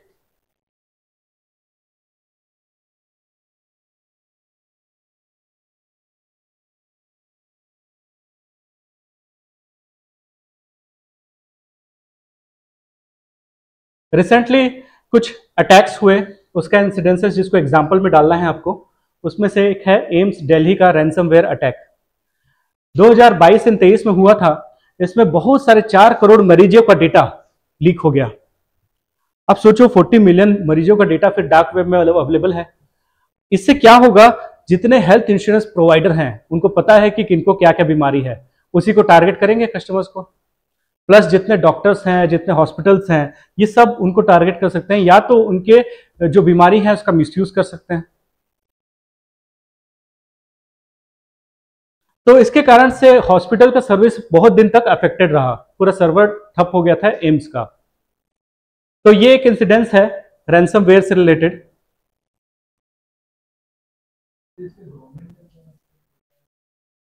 हाँ ये है। गवर्नमेंट क्या करती है, देखो वो मेथड क्या था, कौन से मेथड को यूज किया, फिशिंग। एक ईमेल आया था, उसका एम्प्लॉय जो एम्स का एम्प्लॉय था उसने क्लिक कर दिया, चला गया। वहां से माइलवेयर इंजेक्ट हुआ और माइलवेयर के थ्रू फिर हॉस्पिटल्स के जितने चेन है उसमें उसका सर्वर जो है खराब हो गया। मतलब ये टूल किट था, एक्सप्लॉइट किट था, है ना। फिशिंग मेल के थ्रू आया, वो फिर माइलवेयर बना, फिर वो जाके वो सर्वर में चला गया। गवर्नमेंट ने एक ऑर्गेनाइजेशन बनाया है सर्ट-इन करके, है ना। इसका काम ही है कि कोई भी वेबसाइट हैक होती है तो सबसे पहले ये सर्ट-इन, जैसे रैपिड रिस्पांस टीम होती है ना, वैसे टाइप की ये सर्ट-इन टीम है। और दूसरा पुलिस का साइबर क्राइम का सेल है। ये दो एक्टिव हो जाते हैं।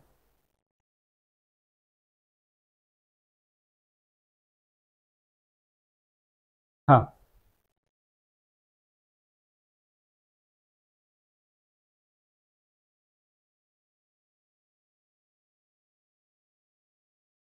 अदर एग्जांपल्स में दूसरा एग्जांपल है आपका यूआईडीएआई, है ना। 81.5 करोड़ इंडियन सिटीजन्स का डेटा लीक हो गया। मेथड इसका क्या था कि जैसे आधार का ऑथेंटिकेशन बहुत लोगों को मिलता है। जैसे अगर जियो का सिम लेने जाता हूं तो आपका फिंगरप्रिंट मैच होता है आधार में, आधार के वेबसाइट से क्लिक होता है, कनेक्ट होता है और आपका पूरा फोटो के साथ उसके पास आधार आ जाता है। आपने कभी ऑब्जर्व किया होगा, तो कभी सिम खरीदने जाओगे ना तो आप फिंगरप्रिंट देते हो तो पूरा का पूरा आधार का डेटा आ जाता है। यही तरीका था जिसके थ्रू इस आधार के वेबसाइट को, आधार का जो डेटाबेस है उसको ये किया गया था, कंप्रोमाइज किया गया था थर्ड पार्टी डेटाबेस प्रोवाइडर से।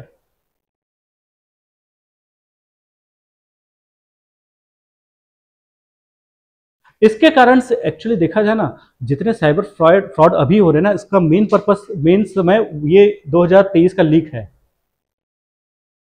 समझो ना। उस समय इनके पास पूरा डेटा है। अब ये लोग ना धीरे धीरे करके एक्सपर्ट होके क्या कर रहे हैं, साइबर क्राइम कर रहे हैं। गवर्नमेंट एक्सेप्ट नहीं करेगी, पर यही रीजन है।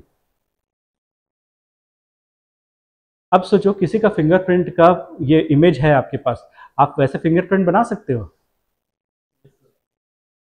समझ ना। वैसे बना दिए तो फिर बहुत सारा हो गया काम आपका।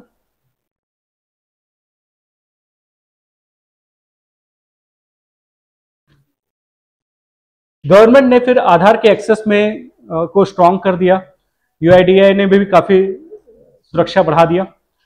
13 को फिर से एक्सपर्ट हो गया। अगला है इंडियन बैंकिंग साइबर फ्रॉड 2023-24 की इंसिडेंस था, जिसमें यूपीआई से रिलेटेड बहुत सारे स्कैम्स हुए थे। नाउअडेज ये बहुत कॉमन है ना। बैंक का एम्प्लॉय बन के आपको कॉल किया जाता है ना। खासकर सीनियर सिटीजन्स को ट्रैक किया जाता है। फेक केवाईसी अपडेट के नाम पे आपको ये किया जाता है, फूल बनाया जाता है।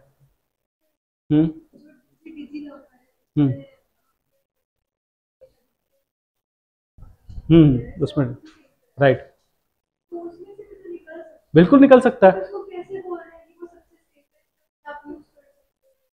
नहीं सेफ, देखो वो भी आधार लिंक हो चुका है ना। तो अब ना वो कोई भी चीज़ सेफ नहीं रहता, जो क्लाउड में है या जो इंटरनेट में है वो कभी सेफ नहीं है। बस डिपेंड करता है कि जो एक्टिविस्ट है या जो भी हैकर है वो कितना स्ट्रांगली चाहता है कि आपका हैक करे। जैसे क्या है आपको बता रहा हूँ, ये बीच में ना ये एक्समैन की जो एक्ट्रेस है उसका नाम क्या था, जो पूरा ब्लू पहने रहती थी ना, वही है ना, हाँ जेनिफर लॉरेंस है ना। तो क्या है, इनके आईफोन में जो है ना, उनके पास बहुत सारे पिक्चर्स थे उनके, है ना। वैसे बहुत सारे सेलिब्रिटीज के बहुत सारे पिक्चर्स थे सबके, और वो आईफोन के क्लाउड में थे। तो क्या हुआ, एक्टिविस्ट ने, जो हैकर है, उसने क्या किया, उसके प्राइवेट पिक्चर्स को लीक कर दिया, ठीक है ना। अब उसने एप्पल को क्लेम किया, इसने जेनिफर लॉरेंस ने, और उसने बोला कि भाई आपका जो क्लाउड है वो वीक है, नहीं तो मेरा कैसे फोटोज लीक हो सकते हैं एप्पल के आईफोन के क्लाउड से। तो उसने बोला, उसने इंडिविजुअल अकाउंट को टारगेट किया है रादर देन मेरे पूरे क्लाउड को। आपने सेफ्टी नहीं बरता, आपने कहीं ना कहीं पासवर्ड या जो भी है उसको लीक कर दिया, जिसके थ्रू वो स्पेसिफिक क्लाउड के स्पेसिफिक अकाउंट में जा पाया और इंफॉर्मेशन निकाल पाया, ठीक है ना। तो यही चीज है कि क्वेश्चन क्या पूछा था आपने? हाँ, डिजी लॉकर क्या है? डिजी लॉकर ऐसा सेफ है, पर प्रॉब्लम क्या है, आप अगर एक्सेस दोगे ना तब आपका लॉकर कंप्रोमाइज हो जाएगा। जैसे स्टेट बैंक अपने आप में सेफ है, पर आप एक्सेस दे देते हो ना, ठीक है ना, यही है। तो ये सारे आपके बैंक के फ्रॉड्स जो हैं, जो चलते आ रहे हैं। अब गवर्नमेंट का क्या क्या चीज है ये देखते हैं। गवर्नमेंट से रिलेटेड, गवर्नमेंट का पॉलिसी या स्टेट्यूटरी जो हमारे पास बॉडीज हैं उसके बारे में जानते हैं। तो गवर्नमेंट की राष्ट्रीय सुरक्षा साइबर सुरक्षा नीति है 2013 की, नेशनल साइबर सिक्योरिटी पॉलिसी, जिसमें बोला है कि हमको इंफ्रास्ट्रक्चर पे काम करना है ताकि कभी भी साइबर क्राइम हो तो हम तुरंत से इनको सिक्योर कर सके। गवर्नमेंट एंड प्राइवेट सेक्टर के नेटवर्क को सिक्योर करना है, ये सारी चीज़ें, बहुत सारी चीज़ें डाली गई हैं। अभी C.DOT जो है, centre for department of telematics करके है ना, गवर्नमेंट की कंपनी है, उसने एक सॉफ्टवेयर डेवलप किया जिसका नाम है त्रिनेत्र, है ना, त्रिनेत्र करके। ये त्रिनेत्र सॉफ्टवेयर क्या है, सारे गवर्नमेंट एम्प्लॉयज़ के जितने पीसीज हैं उनके में फोर्सफुली डलवा दिया गया। इससे क्या है कि कोई भी एम्प्लॉय अगर इंटरनेट में कुछ ऐसे वेबसाइट पे चला जाता है जिसके थ्रू मैलिशियस सॉफ्टवेयर आ सकता है, वो सारे को वो रोकेगा, और सबको मैंडेटरी कर दिया है त्रिनेत्र सॉफ्टवेयर को डाउनलोड करना या इंस्टॉल करना। तो ये साइबर सिक्योरिटी पॉलिसी के अंदर में आता है, गवर्नमेंट अब इस पे काम कर रही है। तो एक है पॉलिसी, फिर है हमारा digital personal data protection act, DPDP, ठीक है, डीपीडीपी 2023। तो डेटा आपका तभी यूज किया जा सकता है जब आपका कंसेंट हो, और हर एक पर्सन का जो डेटा है उसको करेक्ट करने का अधिकार हो, उसको डेटा का ब्रीचेस करना पर उसको स्ट्रॉन्ग पेनाल्टी लगे, और डेटा क्रॉस बॉर्डर दूसरे कंट्री में ना जाए, उसके लिए आपको ध्यान रखना है। तो पर्सनल डेटा प्रोटेक्शन के लिए ये है, नाम से लग रहा है कि पर्सनल डेटा को प्रोटेक्शन, डीपीडीपी। तो ये एक एक्ट है।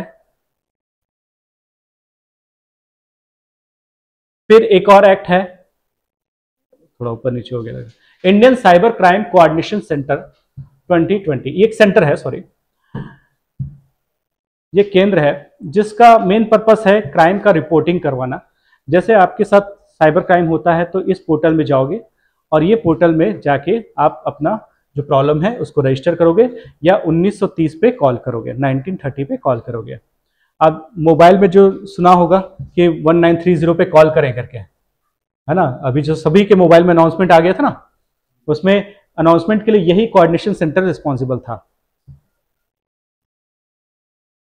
1930 पे कॉल करें, या तो साइबर क्राइम में जाके रिपोर्ट करें, ये इसमें पोर्टल में जाके।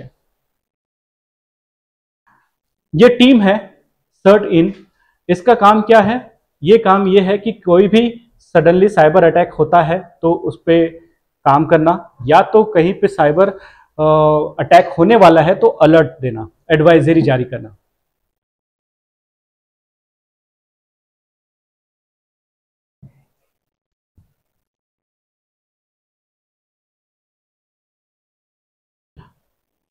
आप जब गवर्नमेंट में जाओगे तो आपके पास ना आए दिन कुछ ना कुछ मेल आता रहेगा सर्ट इन से रिलेटेड, कि भाई आपके यहाँ में ये करो, आपके एम्प्लॉयज़ को ये करो, चेंजेस करवाओ, ये इसका पीसी में ये सॉफ्टवेयर डलवा हुआ, बहुत सारी चीज़ें रहती है और उसको कंप्लायंस देना पड़ता है। फिर एक है national critical information infrastructure protection centre, ये भी एक केंद्र है जिसका purpose mainly power, banking, telecom sector और डिफेंस सेक्टर, इस जगह के जो साइबर थ्रेट है उसको आइडेंटिफाई करना, उसको प्रोटेक्ट करना। NCIIPC।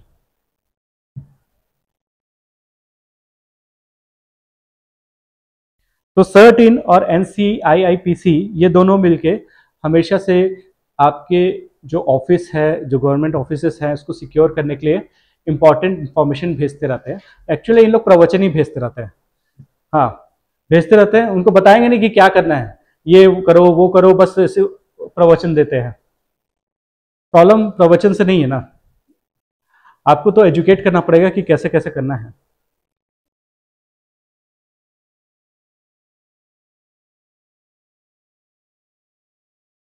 लीगल फ्रेमवर्क क्या है? लीगल फ्रेमवर्क में आईटी एक्ट है 2000 का, जिसमें डेटा प्रोटेक्शन से रिलेटेड, सर्विलेंस से रिलेटेड या इमरजेंसी रिस्पांस रेगुलेशन से रिलेटेड हमारा रूल बना हुआ है, लॉ बना हुआ है। तो साइबर सिक्योरिटी के लिए जो लॉ है वो है आईटी एक्ट 2000। हाँ हुआ है, चेंजेस हुए हैं इसमें कुछ, सुप्रीम कोर्ट ने कुछ रिजेक्ट कर दिया था इसके कुछ क्लॉज को, इसमें चेंजेस होना है। जैसे हाँ, जैसे इसके कुछ सेक्शंस हैं जो इंपॉर्टेंट सेक्शंस हैं, जैसे 43, 66, 66C पर्टिकुलरली है ना, ये रिसेंटली न्यूज़ में आया था। फिर ये 67, ये ना आए दिन आता रहता है। अभी जो वो है ना, क्या नाम है, ये चंचलानी और अलाहाबादी है ना, हाँ, तो penalty for publishing obscene content online, YouTube में जो एक्ट लगा है ना, ये वाले एक्ट सेक्शन से लगा है 67। ठीक है, तो ये आईटी एक्ट के ये सारे सेक्शंस हैं, जिसमें से सबके लिए अलग अलग सेक्शंस हैं। पर्सनल डाटा लीक करने के लिए 72A।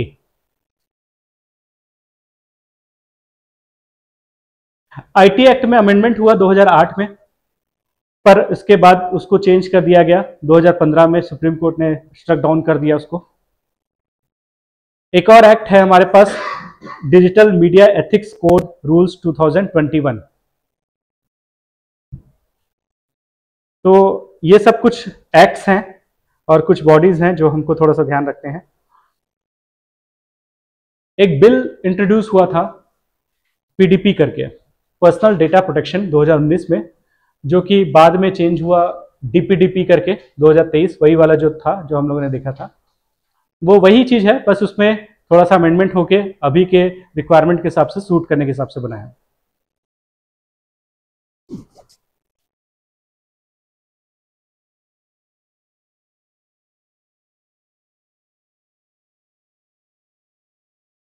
डिजिटल अरेस्ट, बस 2-3 लाइन और है, उसको बस खत्म कर, इससे फिर साइबर सिक्योरिटी खत्म हो जाएगा। डिजिटल अरेस्ट एक साइबर फ्रॉड है, जिसमें आपको फोन स्कैमर्स जो होते हैं वो फोन करते हैं और ये बताते हैं कि वो लॉ एनफोर्समेंट अथॉरिटी है, कोई इंस्पेक्टर है ना, या तो वो पुलिसमैन है, इस टाइप का आपको फोन करेंगे और एक्यूज करते हैं कि आपके पास पैसा आया है इलीगल तरीके से, या तो आपका बच्चा इलीगल एक्टिविटी में फंसा हुआ है, या आपका भाई बहन जो भी है वो फंसा हुआ है करके, और तो आपको पहले डराया जाता है ना। जैसे रिसेंटली हुआ था एक मदर के साथ कि आपका बच्चा स्कूल में नहीं, स्कूल या कॉलेज में गर्ल्स को छेड़ते हुए पकड़ाया गया, तो हाँ, तो उसको हम लोग जेल में डाल रहे हैं। वो डर गई बहुत, है ना, डर के मारे उसका तो ऑलरेडी बीपी का प्रॉब्लम था, उसको हार्ट अटैक आ गया, है ना। तो क्या है, ये सब चीज़ें होती हैं जबकि था कुछ नहीं, है ना, अननेसेसरी परेशान किया गया। तो ये है डिजिटल अरेस्ट, जिसमें कोई आपको कस्टम ऑफिसर बन के फ़ोन करेगा, है ना, कोई आपको सीबीआई का ऑफिसर बन के फ़ोन करेगा, तो ये लोग आपको ऑफिशियल्स बता के आपको डराते धमकाते हैं, और उसके बाद इनका पर्पस है, आप जब डर जाते हैं पूरी तरीके से तो उनको बताते हैं कि कैसे काम करना है करके, और इसके लिए बहुत तरीका यूज करते हैं ये लोग। इनिशियल लेवल पे पहले क्या करेंगे, कॉल करेंगे या वीडियो कॉल करेंगे, किसी भी अननोन नंबर से काम कॉल आता है। आजकल क्या करते हैं कि आपको ब्रॉडकास्ट के थ्रू ना कंप्यूटराइज्ड फोन आता है, उस फोन में आपका पार्सल फंसा हुआ है तो आप ये एक नंबर डायल करें, नहीं तो 2 नंबर डायल करें, इस टाइप का फोन आएगा।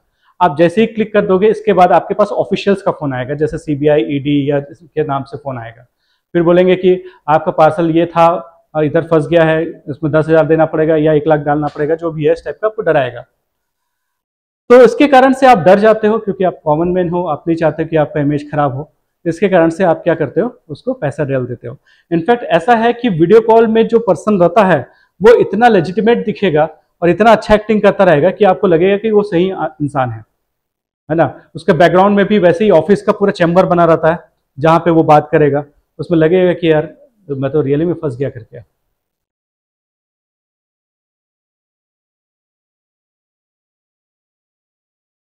फॉल्स एक्सक्यूजेस लगाया जाता है ना, बहुत तरीके का एक्सक्यूजेस लगाया जाता है, जिसमें आपको इमीडिएट अरेस्ट हो सकता है, ये सारे चीज़ें बोला जाता है, या मनी लॉन्ड्रिंग में फंसा हुआ है, या आपके अकाउंट में फेक पैसा आया है, या फाइनेंशियल फ्रॉड में आप फंसे हो, आपने इनकम टैक्स में गलत फाइल किया था जिसके कारण से आपने इनकम टैक्स का पैसा छुटाया है। तो ये सारी चीज़ें होती हैं इसमें।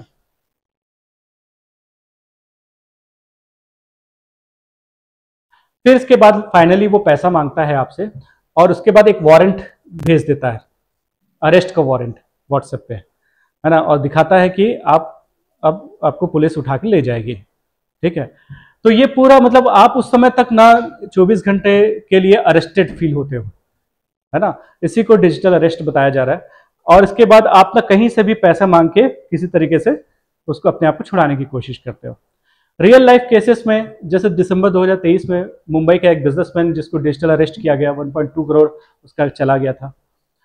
वैसे ही एक आईटी प्रोफेशनल था जिसको इंटरपोल से फोन आया, उसको फील हुआ, है ना, 15 लाख उसका निकल गया।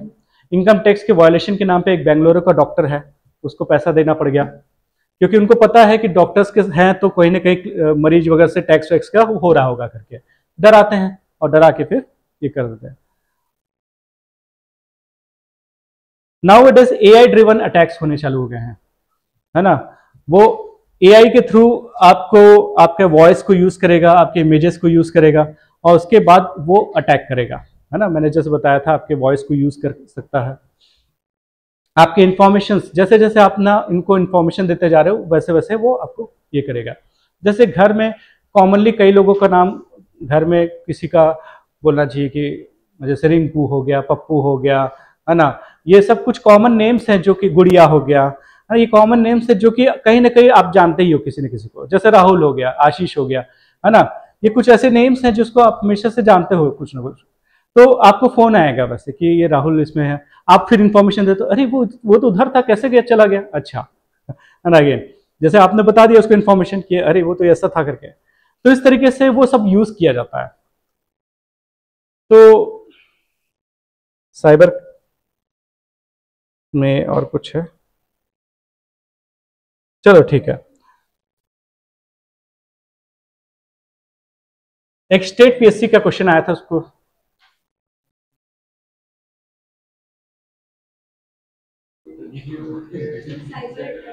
ठीक है ना। तो एक साइबर अटैक है,